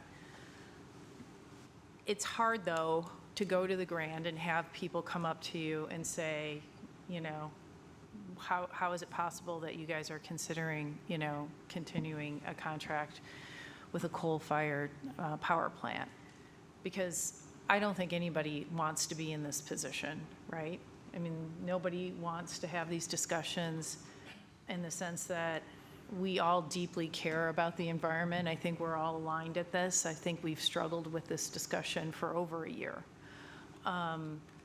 It's hard. It's hard to sit here and to take into consideration not just the people who are vocal and passionate about a very important issue, but to the many, many residents who are also very worried about what they're reading in the Wall Street Journal or the New York Times about what is happening in the power market and how it is going to be the new battleground of warfare. So just because they're not here doesn't mean we haven't heard from those residents as well. And so I want to make sure that that's clear, and I hope we can respect that there's many different opinions in this community. A couple things I just wanted to say. You know, obviously we care deeply about this issue. We're all parents. Some are lucky enough to be grandparents. And we take this issue very seriously. And I think we're all concerned about what the future holds, whether it's climate change, AI, or a myriad of other issues. And I think what Terry Cross said was really, really impactful. We have an obscene amount of consumption of electricity. And I think the first thing that we have been focused on as a board is how we can reduce that consumption. It's in our comprehensive plan. Many of you weren't here for those, multi-year discussions, but we adopted the comprehensive plan in 2023. And so that is part of our code and our plan forward as well. But getting to the point, I've really struggled with this decision. I think sure everybody else has. I'm sure people will not necessarily agree with this, but I believe that continuing with IMEA gives us actually greater collective action to move the needle forward. I appreciate the optimism of those in the audience who are in support of us not continuing this contract, whether it's going alone or another joint action agency that we could find like-minded communities out there. But I just am not confident that by leaving IMEA that we would be able to guarantee the electrons flowing into our homes weren't generated by fossil fuels. And I think that's what we are really talking about here. And we are pretty clear that we'll probably see a price increase if we leave IMEA. I'm not suggesting that the price of power is the most important thing. It is an important consideration, though, for us to consider. I know there's the whole discussion of take more time, don't commit now. I understand that. I think we've all struggled with that. But the reality is to make investment-based to continue to make an economic investment forward into renewable energy, they have to start doing that now. And for them as an agency to do that, they're going to need to know who's in and who's out. And so, although it's not great, I think we would all like to be able to have this conversation in 2030 instead of 2025. It's just the realities, and it's the realities that we have to deal with. And lastly, I'm not so sure that taking more time, we'd have any more perfect information to make a more perfect decision. I think the one thing that we're struggling with right now is it's a rapidly changing environment, predictions of increased demand, increased cost. But I don't think anybody, a power marketer, whether it's Constellation or anyone, could come in here and give us any confidence or any additional information, to your point, Scott, that would help us make a decision. So I appreciate the inclination to gather more information, more data, more information to make that decision, but I'm not so sure we would really help us in making that decision. So for those reasons, I support introducing the ordinance for the adoption of the extension of the contract. Thanks. Okay. Like Kim, I want to thank some are still here. Thank you. The residents, my neighbors, some of them, and friends that are in this discussion. And as Tina said, we've been hearing, and Bridget as well, and every time we stop in a store or walk down the street, I have 4 grandkids local, and I hear from my daughters about they're well aware of what's going on. And the input has been very valuable. I'll kind of take a little aside, and I was on that side before I was a trustee, which seems like a long time ago, but and fighting the stormwater issue. And I couldn't figure out why the council had passed a 10-foot pipe going down Willow Road, dumping into the lake. I just thought that was insane. And we fought it, and a great number of people, and we were able to come up with, the difference was we were able to come up with solutions that were not immediate, but pretty much so. There was a way to fix it. There's a better way to do it. We ended up with the solution we have now, which is a generational success in what we're doing to cure a 100-year problem in Winnetka with the stormwater problems. And instead of $120 million going down to the lake and dumping, we have the system we have now where it's far less money, and this village staff and council has secured $32 million in grants, federal and state, to ease the tax burden hit on this village. We don't have that option right now. There is not the solution. I wish there was an immediate solution. I can assure you that there isn't one member of this village council or village staff that would not like a greener solution now. We've talked about it. We are clear-headed about it, and we want to get there as fast as possible. I think Terry's point and what everyone else has said, I think it's a new mission for the village council to find greener solutions more quickly and do our part and make investments and go out to the residents, the 12,000 plus residents, and explain what those are and why we might need that, make those investments. And I think that's critical. The power is, while it's clear we don't have a crystal ball,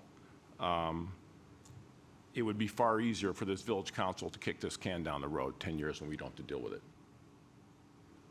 We take a lot less heat, we take a lot less, consternation, because we all take this job very, very seriously. This is not something, when we have a history of when we kick things down the road in this village, it comes back to bite us.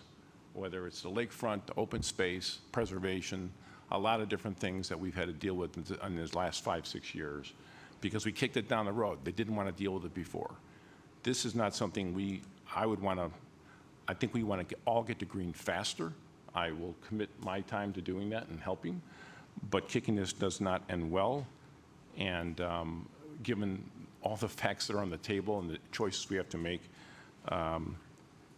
we want to get there as fast as we can, but we have to deal with the reality of providing these solutions and safe, affordable, reliable energy to this village for all the residents. Okay, Yeah. so you support? Support. Okay. Well, thank you all.